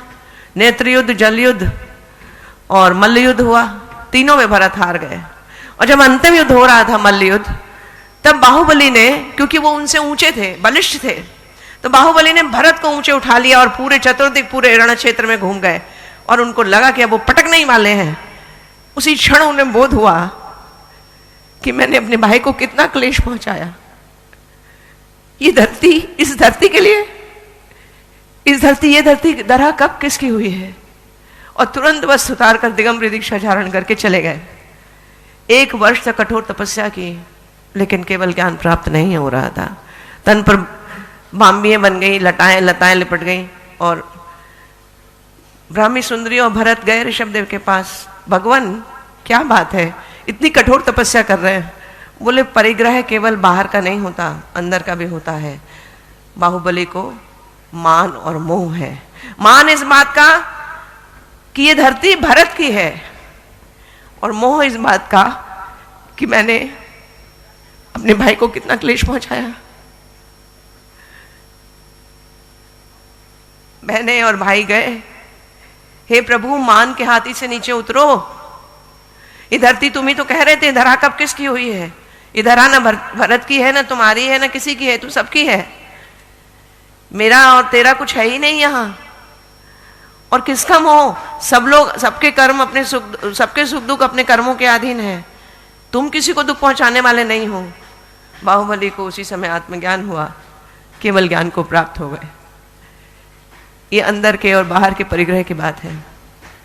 महावीर भगवान के समय में उनका एक राजा के मंत्री ने कहा, राजा वृद्ध मंत्री ने कहा, प्रभु भगवान तीर्थंकर आए हैं, उनके दर्शन को चले। उन्होंने कहा मैं, गर्वोन्मत्त था अपने राज्य के मन में, मैं और उस भिखमंगे का स्वागत करने जाऊं, उसके पास है ही क्या। मंत्री की आंखों से टप टप आंसू बहने लगे। त्यागपत्र दे दिया, कहने लगे प्रभु त्यागपत्र स्वीकार करिए। उन्होंने कहा क्यों, मैंने तुम्हें थोड़ी कुछ कहा है। अब उस मंत्री के बगैर राजा का काम नहीं चल सकता था, मैंने तो उस भिखमंगे को कहा है। बोले प्रभु अभयदान दो, त्यागपत्र लो तो मैं बोलूं आगे। उन्होंने कहा मैं अभयदान देता हूं। उसने कहा प्रभु जो उनके पास है वो तो तुम्हारे पास है ही नहीं। जो उनके, ये तो उनके पास था, उसे वो लात मारकर चले गए, और जो तुम्हारे पास है तुम उसको भी लात मार नहीं सके, और जो उनके पास है उसे पाने में तुम्हें जन्म लग जाएंगे। राजा को समझ में आ गया।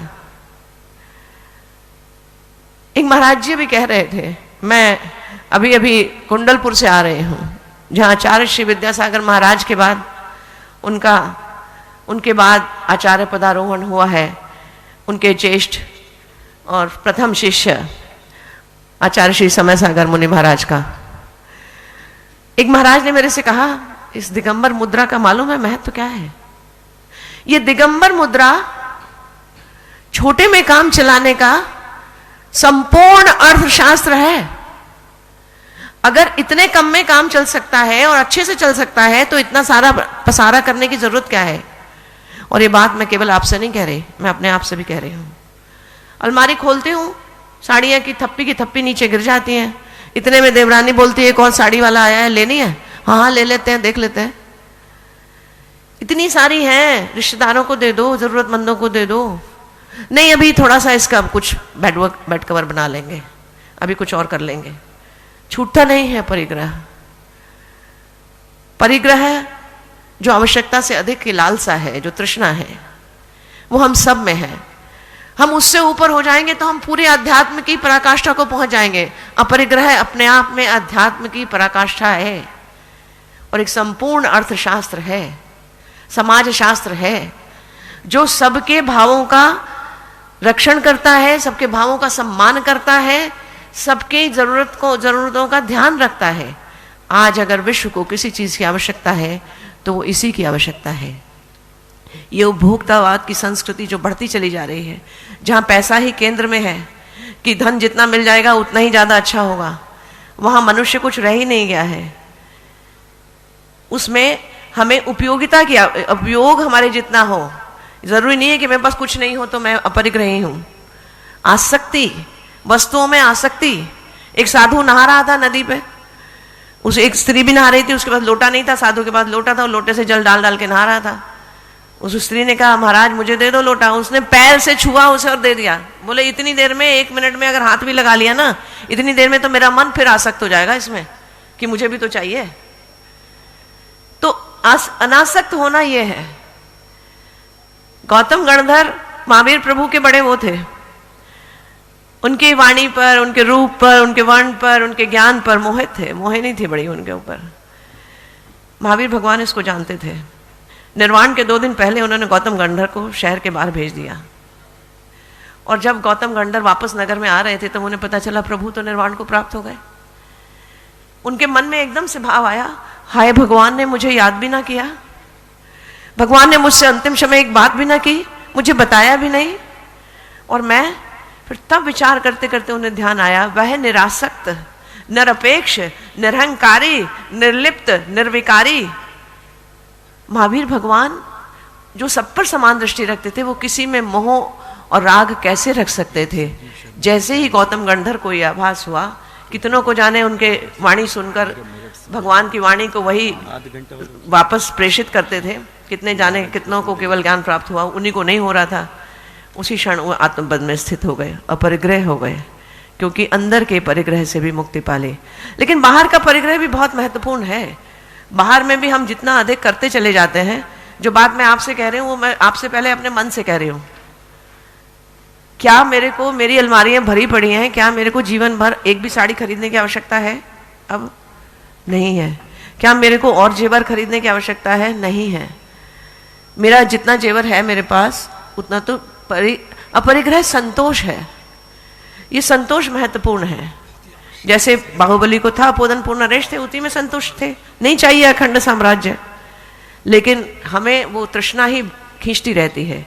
और आज ये जो अध्यात्म का अपरिग्रह का अध्यात्मवाद है, इसी की आवश्यकता है, क्योंकि ये अनेकांतवाद की भी पुष्टि करता है। अनेकांतवाद आग्रह करता है, वो दूसरों के ऊपर आरोपण करता है, दूसरे पर निर्भर रहता है। और अपरिग्रही तो किसी पर निर्भर रहता ही नहीं, वो तो स्वाधीन है, स्वतंत्र सत्ता का मालिक है, उसके लिए तो कुछ फर्क ही नहीं पड़ता। तो अनेकांतवाद कहता है कि ये ही रास्ता, दिस बुक, दिस कुरान और this Bible, only these books are only the way to reach to the God।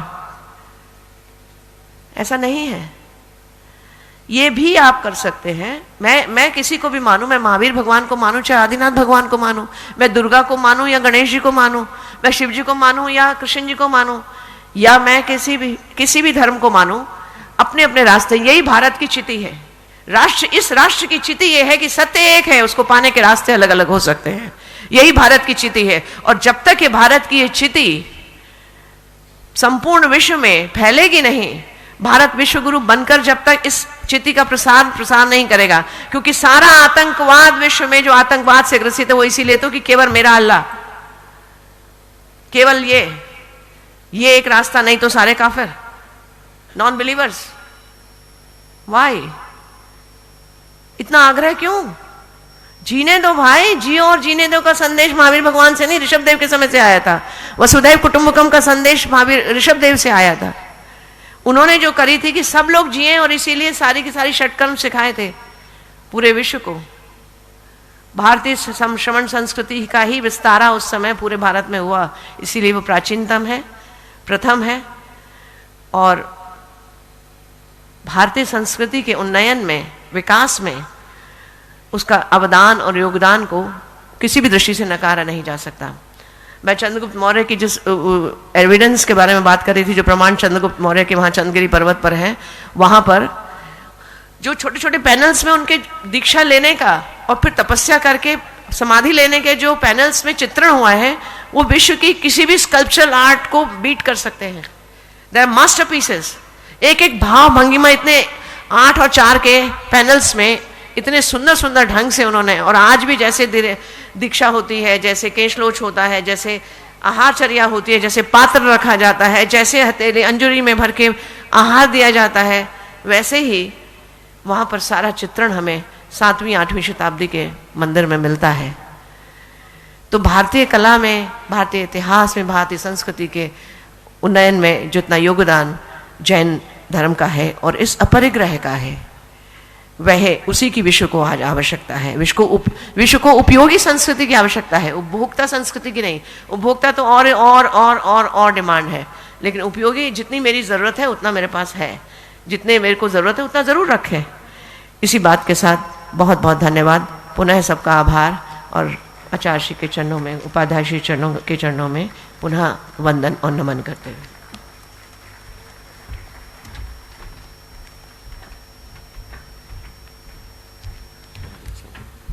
बहुत बहुत धन्यवाद आदरणीय डॉक्टर सुधा मलैया जी का। और अब हम आमंत्रित कर रहे हैं एक ऐसे व्यक्ति को जो अहिंसा और विश्व शांति के क्षेत्र में एक ऐसा प्रखर नक्षत्र है जिसकी आभा से सभी प्रभावित हुए हैं।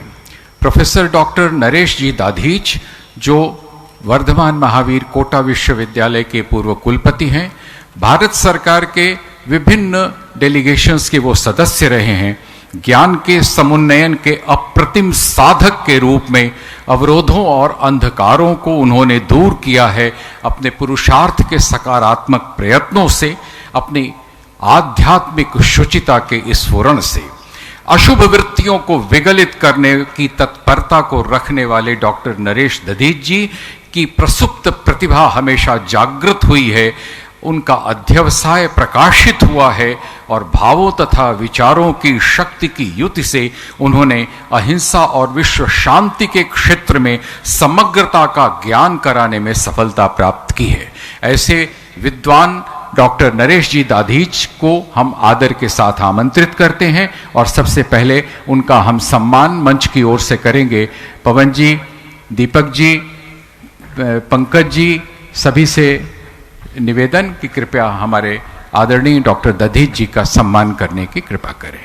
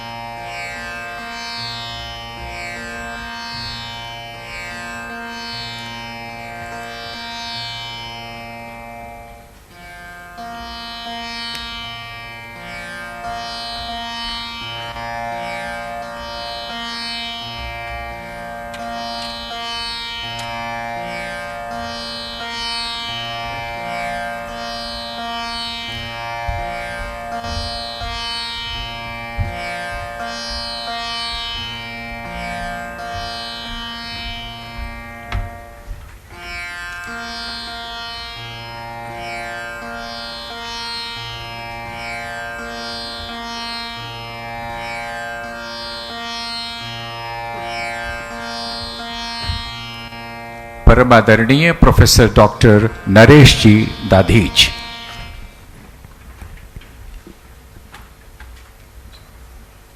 काफी लेट हो गए ना, इधर ही बैठ।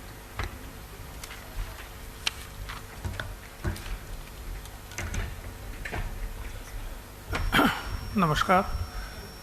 आज जो राष्ट्रीय कुलाधिपति एवं कुलपति सम्मेलन आयोजित किया जा रहा है, उसमें ये सम्मेलन की जो प्रेरणा है, जिनके आशीर्वचन से ये सम्मेलन आज आरंभ हुआ है, ऐसे परम पूज्य राष्ट्र संत Upadhyay Shri 108 doctor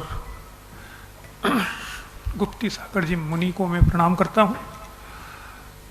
doctor Suresh Jain, Shrimati doctor Sudha Malaiya, Shri J C Jain, professor Yogesh Singh, professor Sanjeev Sharma, professor Sudhir Rajiv, professor Mohammad Ishtiaq, professor V K. Jain और इस सम्मेलन में पधारे सभी महानुभाव, भाइयों और बहनों,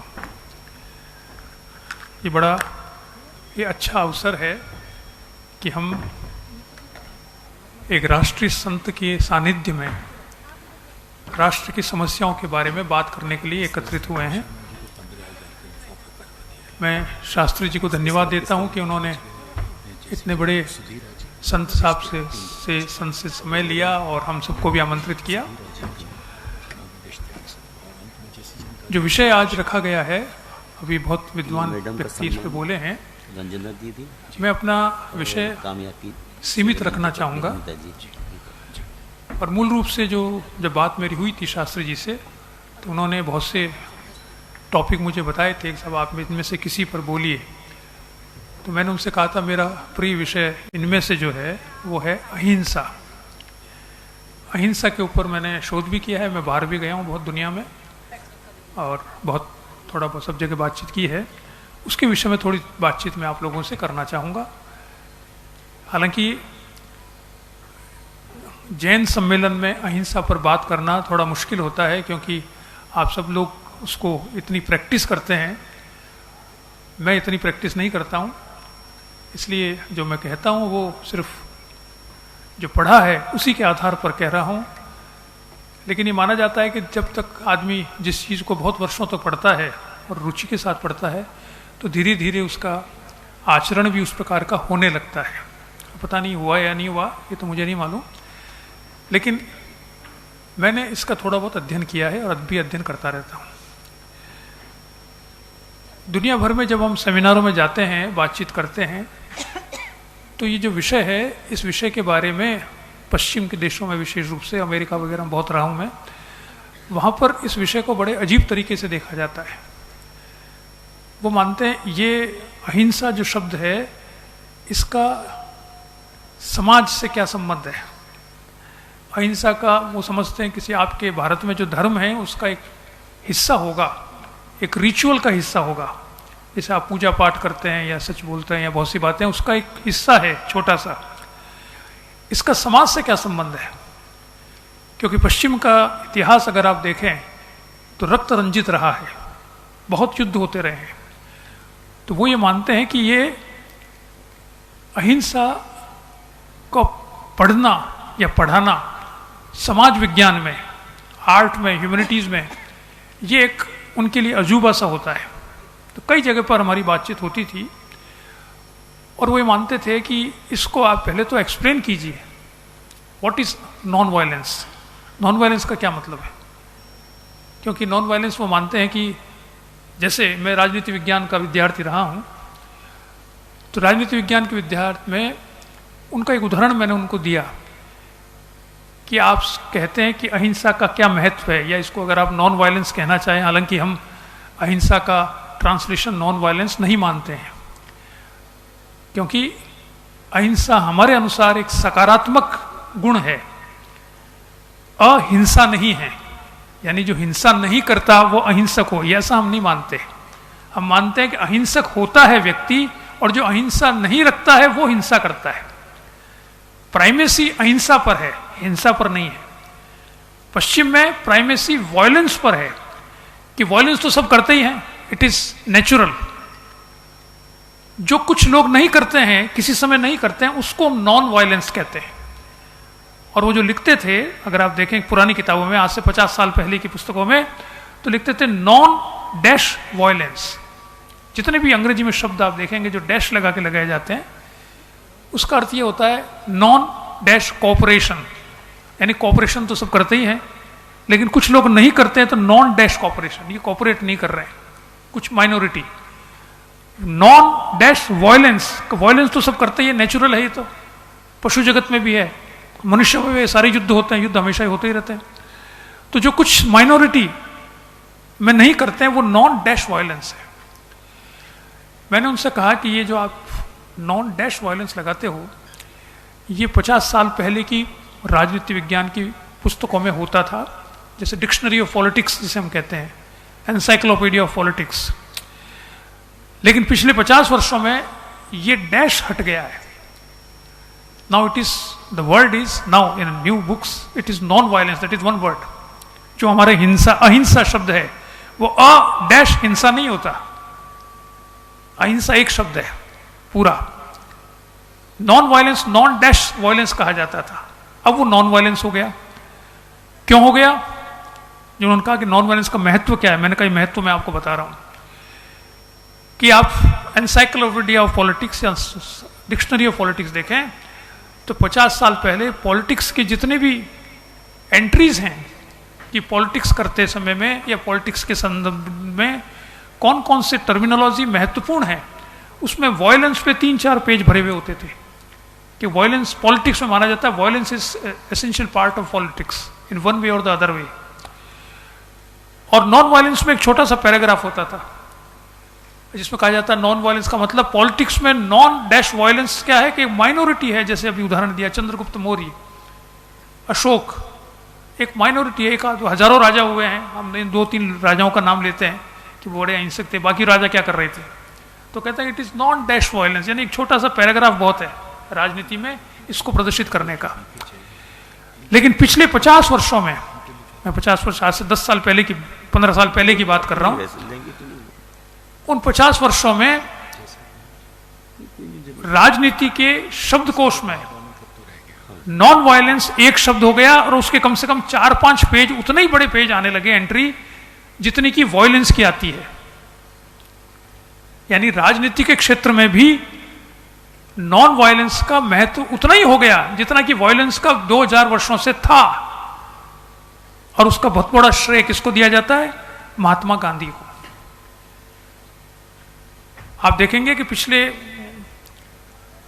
70 वर्षों में 1947 के बाद में महात्मा गांधी की जब मृत्यु हुई 1948 में, उसके बाद में दुनिया में जो परिवर्तन हुए हैं बड़े बड़े, उसमें से 2 बड़े परिवर्तन हैं जिसके बारे में अंतर्राष्ट्रीय जगत में बात की जाती है, जो जिन्होंने दुनिया बदल दी थी.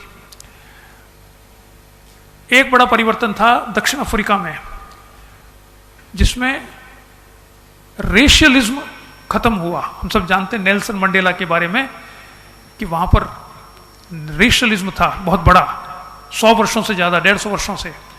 उसको नेल्सन मंडेला ने अपने साथियों के साथ मिलकर खत्म किया और 1990 के दशक में रेशियलिज्म इस दुनिया से ऑफिशियली खत्म हो गया. प्रैक्टिस में कितना हुआ वो तो अलग विषय है, लेकिन ऑफिशियली खत्म हो गया. कोई देश अपने संविधान में किसी भी कारण से लोगों के बीच में मतभेद, लोगों के बीच में भेद नहीं रख सकता, चाहे वो जाति हो, धर्म हो, लिंग हो या रेस हो. और इसका बहुत बड़ा कंट्रीब्यूशन नेल्सन मंडेला को माना जाता है. इतनी बड़ी क्रांति हुई और वो क्रांति कैसी थी? अहिंसक, हिंसा पे नहीं थी, गोलियां नहीं चली थी. आपको जानकर आश्चर्य होगा कि नेल्सन मंडेला ने जब शुरुआत की थी इस रेशियलिज्म के खिलाफ तो वो एक टेररिस्ट की तरह शुरुआत की थी. और वो पहली बार जेल में जब गए, उन्होंने हत्याएं करी, उन्होंने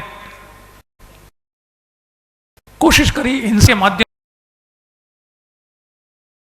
से सरकार का विरोध करने का. तो जब पहली बार उनको जेल हुई और जेल में पुस्तकें पढ़ने को मिली तो उन्होंने गांधी की पुस्तकें पढ़ी और उन पुस्तकों को पढ़ने से उनको इतना हृदय परिवर्तन हुआ कि जब वो जेल से बाहर आए तो वो एक रिवोल्यूशनरी टेररिस्ट हिंसक व्यक्ति से एक नॉन कोऑपरेट करने वाले अहिंसक व्यक्ति में परिणत हो चुके थे. वो 20 वर्षों तक काल कोठरी में रहे और 20 वर्षों के बाद जब वो बाहर गए, काल कोठरी का अर्थ होता है जो 10x8 का कमरा और एक खिड़की हो ऊपर, 20 साल तक उसमें रहने पर, उसके बारे में कहा जाता है कि एक सामान्य व्यक्ति 7 दिन के बाद में ही मानसिक संतुलन खो देता है. वो 20 वर्ष तक उसमें रहे और जब वो बाहर आए, देश आजाद हुआ, वो राष्ट्रपति भी बने, तो उनसे पूछा कि आपने 20 वर्ष इस कारावास में कैसे बिताए? तो उसने कहा कि बहुत आसान था मेरे लिए, क्योंकि मैंने गांधी की किताब पढ़ी थी और मैंने ये पढ़ के मुझे अनुभव हुआ कि एक व्यक्ति जो भारत से दूसरे देश से हमारे देश में आया और इसने इतनी लड़ाई लड़ी और वो सफल हुआ, मैं तो इसी देश का वासी हूं, उसको तो किसी का सपोर्ट नहीं था, वो तो बाहर का व्यक्ति था, उसके बावजूद उसने इतनी बड़ी लड़ाई जीती अंग्रेजों के खिलाफ. तो मैं तो इसी देश का हूँ, मुझे क्या चिंता है, मेरे तो बाहर बहुत से मेरे सपोर्टर्स हैं। तो मैं रोज गांधी को याद करता रहा 20 वर्ष तक, और इसलिए मैं जीवित रह सका। वो गांधी को याद क्या कर रहा था? वो गांधी को अहिंसा को याद कर रहा था कि एक व्यक्ति ने अहिंसा से इस देश में जो परिवर्तन किया, उस परिवर्तन को मैं देखता हूं।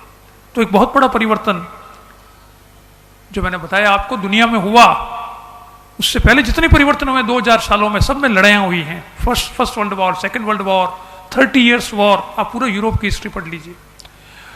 दूसरा बड़ा परिवर्तन हुआ सोवियत यूनियन का पतन।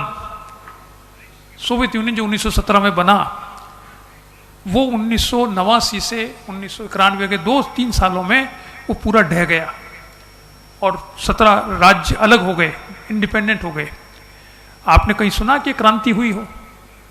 आपने सिर्फ एक तस्वीर देखी होगी येल्त्सिन की, कि जब टैंक रूस में मॉस्को में सड़क पर चल रहे थे, तो येल्त्सिन जो देख रहे थे दर्शकगण में से सामने आया और खड़ा हो गया टैंक के सामने कि इस टैंक को अगर आगे ले जाते हो तो मेरे ऊपर से ले जाओ। टैंक को रोकना, कोई बचाने वाला नहीं था उसको, लेकिन उसको रोकना पड़ा। तो रूस, सोवियत यूनियन जो 70 वर्षों से मौजूद था दुनिया में, वो 2 साल में सिर्फ अहिंसा के माध्यम से ढह गया। ये 2 बड़े उदाहरण मैं देता हूं जो दुनिया में पिछले 75 वर्ष में हुए हैं, जो अहिंसा के महत्व को बताते हैं कि अहिंसा आज न केवल हमारे आध्यात्मिक मार्ग में महत्वपूर्ण रही है, वो तो हमेशा रही है, लेकिन समाज में भी उतनी महत्वपूर्ण बन चुकी है, राजनीति में भी उतनी महत्वपूर्ण बन चुकी है। मैं एक बार बहुत साल पहले 1990 के दशक में शुरुआत में, एक छोटा सा देश है नीदरलैंड, आप लोगों ने नाम सुना होगा, यूरोप में। उसमें एक छोटा सा गांव है, कस्बा है नाइमेगन, जो जर्मनी बॉर्डर पर है, और जिस पर एक फिल्म बनी थी नाइमेगन के पुल के ऊपर, जब सेकेंड वर्ल्ड वॉर में, इसीलिए फेमस हुआ था। बाकी बहुत छोटा सा कस्बा था। वहां मुझे बुलाया गया था गांधी पर ही बातचीत करने के लिए। ये 1990 के आरंभ के समय की बात है। उस समय उस छोटे से शहर में या उस जगह पर कोई इंडियन टाइप के लोग नहीं थे, सिर्फ गोरे लोग थे। एक आध 2 काला कोई होगा तो पता नहीं, सिर्फ गोरी चमड़ी के लोग थे। इंडियंस उन्होंने शायद देखा ही नहीं थे। तो मैं जब रेलवे स्टेशन, चूंकि वहाँ पे एयरपोर्ट नहीं था, रेलवे स्टेशन में मैंने टैक्सी ली होटल में जाने के लिए, जहाँ पर मेरे को जाना था और जहाँ पर गांधी पर मेरे को अपना प्रेजेंटेशन देना था। तो टैक्सी वाले ने जब टैक्सी चलाई तो उसने पूछा, थोड़ी चला के उसने कहा, sir from which country you have come. उसको बड़ा टैक्सी वाले बात करते, उसने कहा ये पता नहीं कहाँ से आया, कौन है ये। तो मैंने कहा आई एम फ्रॉम इंडिया। तो सोचता रहा, फिर थोड़ी देर आगे चला के उसने मुझे कहा, you mean you are from the land of Gandhi. तो मैंने कहा कि I am sorry but how do you know about Gandhi. एक छोटे से यूरोप के छोटे से कस्बे का ड्राइवर इंडिया का नाम लेते ही गांधी का नाम क्यों ले रहा है? और तो उसने ये तो नहीं कहा land of Taj Mahal, land of Ganga, land of Himalaya, land of elephants. उसने गांधी नाम कैसे लिया? तो मैंने पूछा how do you know about Gandhi. तो उसने कहा सर ऐसा है कि मैं इस शहर में, मैंने कहा आपने पढ़ा है कहाँ, इंडिया गए हो, कैसे जानते हो? तो उसने कहा मैं इस शहर में पिछले 10-15 वर्षों से टैक्सी चला रहा हूँ, मैं इससे बाहर कहीं नहीं गया, मैं पढ़ा लिखा नहीं हूँ, और मेरी एकमात्र इच्छा है कि मैं पेरिस देख के आ जाऊँ, जब थोड़े पैसे मेरे पास हो जाएं तो। वो सुनाएगा बड़ा खूबसूरत शहर है। इन 15 वर्षों में जब मैं जाता हूँ टैक्सी लेके, तो कई बार मुझे रोक लिया गया और कहा कि नहीं ये रास्ता आगे बंद है, आप दूसरी तरफ से जाइए या आधे घंटे यहाँ रुकिए। तो मैं पूछता भाई क्यों रुके? पुलिस वाला जब मुझे रोकता तो मैं कहता, वो कहता है डेमोन्स्ट्रेशंस चल रहे हैं। तो मैं देखता, कभी बार खड़ा हो जाता, मैं कहा काहे के डेमोन्स्ट्रेशन चल रहे हैं? तो मैं देखा बहुत से लोग अलग अलग समय पर अलग अलग तरह के लोग, किसी में पुरुष ज़्यादा थे, किसी में महिलाएं ज़्यादा थी, किसी में बच्चे थे, किसी में कोई ग्रुप था, किसी में कोई ग्रुप था। वो सब ग्रुप अपने अपने प्ले कार्ड लेकर चुपचाप निकलते थे, डाउन विद इंपीरियलिज्म, महिलाओं को सम्मान करो या और दूसरे को एनवायरनमेंट बचाओ वगैरह वगैरह।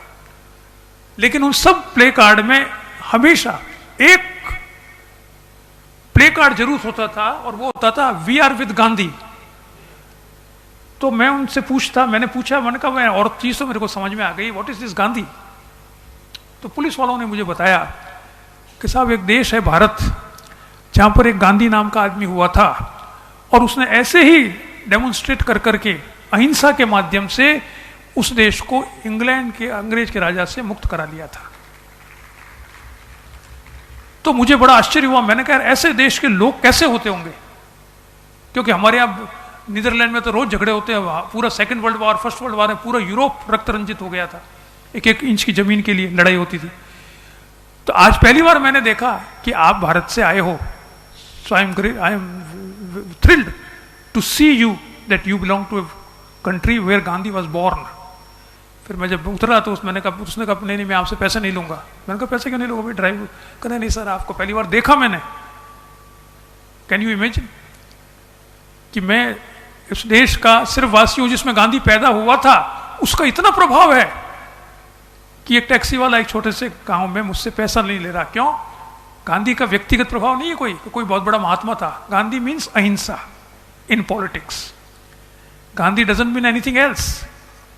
गांधी का मतलब और कुछ नहीं है, व्यक्ति का मतलब नहीं है। गांधी मीन्स अहिंसा, नॉन वायलेंस। तो गांधी के नॉन वायलेंस के कारण से नॉन डैश, मैं कहता हूं he was a great eraser. उसने नॉन और वायलेंस के बीच के डैश को हटा दिया और नॉन वायलेंस को एक शब्द क्रिएट कर दिया सोशल साइंसेस के अंदर, समाज के अंदर। इसलिए अहिंसा का बहुत बड़ा उसका उदाहरण हमारे सामने आता है। मैं ये बात इसलिए कह रहा हूं कि हम जब अहिंसा की बात करते हैं तो अपने आप को केवल आध्यात्मिक क्षेत्र तक ही सीमित न रखें। और इसलिए आप देखिए, जैसे मैं जैन विश्व भारती जाता हूं तो वहां पर अणुव्रत का आंदोलन चला बहुत बड़ा। तो वो किस लिए, वो क्या था अणुव्रत आंदोलन? आचार्य तुलसी जी की मेरी बड़ी कृपा थी। वो अहिंसा आध्यात्मिक क्षेत्र में तो आप कर ही रहे हैं। उन्होंने कहा नहीं, जन जन में फैलाना है, समाज के में फैलाना है। अहिंसा क्या है? छोटे छोटे अणुव्रत, छोटे छोटे व्रत लेकर अपने आप को अहिंसक बनाना है समाज के अंदर। तो इसलिए अहिंसा का इतना बड़ा महत्व है। लेकिन प्रश्न ये आता है अंत में कि अहिंसा का मतलब क्या है, अहिंसा किसे कहते हैं? एक बात आपको समझनी चाहिए जो साधारणतः लोग नहीं समझ पाते कि अहिंसा का अर्थ अहत्या नहीं है। It is not, non violence is not non killing only. हम मानते हैं अहिंसा का अर्थ है कि हम मारे नहीं किसी को तो हम अहिंसक हो गए। नहीं, अहिंसा का अर्थ ये नहीं है। अहिंसा का अर्थ है जो गांधी ने बताया और जो आप सब लोग जानते हैं कि किसी दूसरे के प्रति मन, वचन और कर्म से बुरा न करें। अहिंसा, हत्या तो बहुत बड़ी बात है, फिजिकल फॉर्म है उसकी। अहिंसा का अर्थ यह है कि अपने विरोधी से भी आप बुरा ना सोचें उसका। यह है अहिंसा। इसलिए अहिंसा का अपनाना बहुत आसान नहीं है, बहुत मुश्किल है कि दूसरे के प्रति विरोध में आप ये ना सोचें कि उसका नुकसान हो, चाहे वो आपको कितना बड़ा विरोधी हो। इसका फिर एक छोटा सा उदाहरण देना चाहूंगा कि ये जो परिभाषा है, ऐसा नहीं है कि केवल सैद्धांतिक परिभाषा है। व्यवहार में ऐसा लोग थे, जिसमें से एक गांधी जी के बारे में थोड़ा बहुत मैं जानता हूं। उसका एक और उदाहरण देना चाहूंगा। गांधी जी 20 वर्षों तक दक्षिण अफ्रीका में रहे। उनके सामने जनरल स्मट्स थे जो उसके प्रशासक थे दक्षिण अफ्रीका के। उन्होंने उनको कई बार जेल भेजा, जेल में उनकी पिटाई हुई, लोगों ने मारा। जब भी वो जाते समझौता होते, फिर समझौते टूटते, फिर जेल जाते। 20 साल बाद वो जब जेल से बाहर आए 1913 में, जब उन्होंने छोड़ा दक्षिण अफ्रीका और उनकी रिहाई हुई और वो भारत वापस आने लगे, तब उन्होंने एक चप्पलों की जोड़ी, भारत से वो दक्षिण अफ्रीका से इंग्लैंड होते हुए आए थे, चप्पलों की जोड़ी जनरल स्मट्स को भेजी अपने उनके सेक्रेटरी के थ्रू कि ये चप्पलों की जोड़ी मैंने अपने जेल में रहते हुए बनाई है। जब आपने मुझे जेल दी थी तब मैं जेल में रहते रहते ये काम कर रहा था और मैंने एक चप्पल जोड़ी आपके लिए बनाई है, इसलिए मेरा ये भेंट है कि आप इसको पहनना। जिस आदमी ने उनको जेल भेजी, हमेशा उनके विरोधी थे, जेल में रहते हुए उसके लिए चप्पल बनाई और उनको भेजा।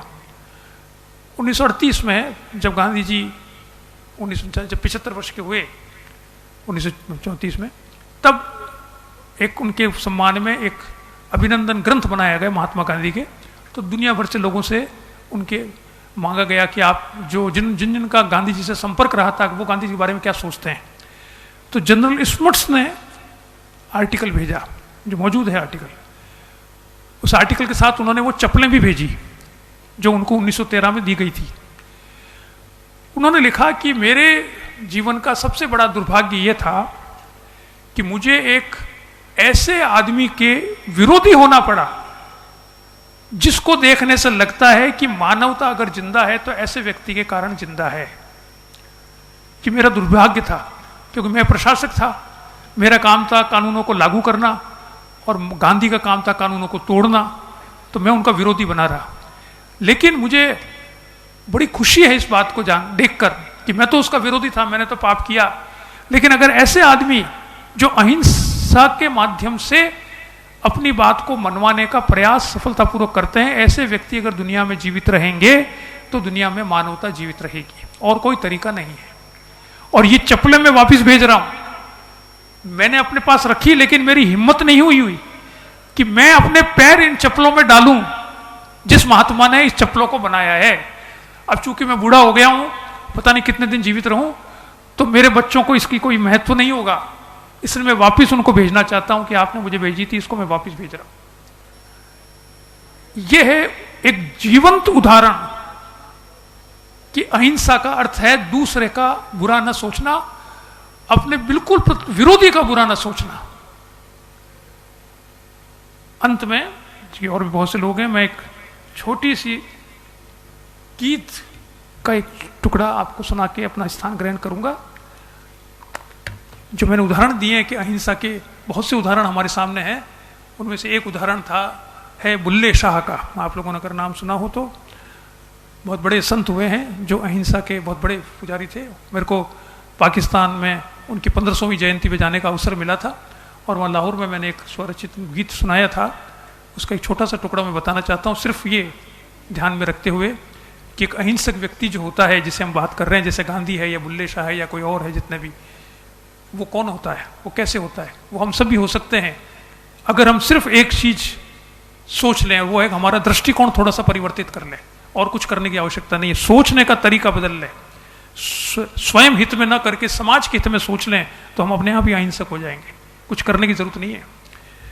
तो जो लोग ऐसे होते हैं वो कौन होते हैं, उसका एक छोटा सा टुकड़ा मैं सुना के अपने स्थान ग्रहण करूंगा कि जिनकी राहें अनजानी हो, जिनकी राहें अनजानी हो, जिनके आंखों में पानी हो, जिसकी बोली रब की बोली, पीर लगे या जो ध्यानी हो, खड़े रहे चुपचाप चौराहे, दर्द सभी का जो सहते हैं, उनको यारों क्या कहते हैं,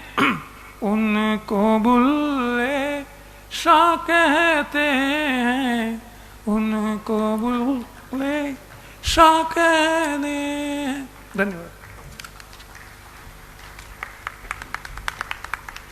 बहुत सुंदर भावपूर्ण विवेचना प्रोफेसर नरेश दाधीच जी ने की, और अब एक ऐसी प्रखर वक्ता को बहुत आदर के साथ मंच पर आमंत्रित कर रहा हूं, जिन्होंने अपनी वैचारिक उदात्तता, ज्ञान की अगाधता, आत्मा की पवित्रता, सृजन धर्मिता और अप्रमत्त सेवा भावना के साथ विनम्रता को गुम्फत किया है।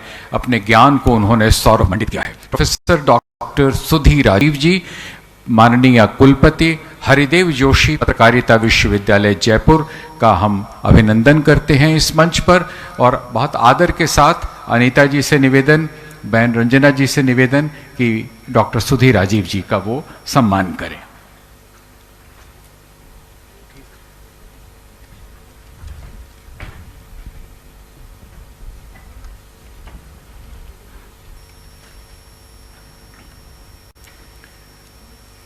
प्रोफेसर सुधीर राजीव जी फुल ब्राइट स्कॉलर रही हैं। अमेरिका और कनाडा में आपने भारतीय प्रज्ञान का संदर्शन कराया है। उच्च शिक्षा की विकास मूलक गतिविधियों को जिन अमाप ऊंचाइयों के संग आपने छुआ है वे वास्तव में विस्मयकारी हैं। आप सकल समाज को आत्म संपन्न बनने की प्रेरणा दे रही हैं और उनकी प्रज्ञा को जगाने का भरपूर प्रयत्न भी कर रही हैं।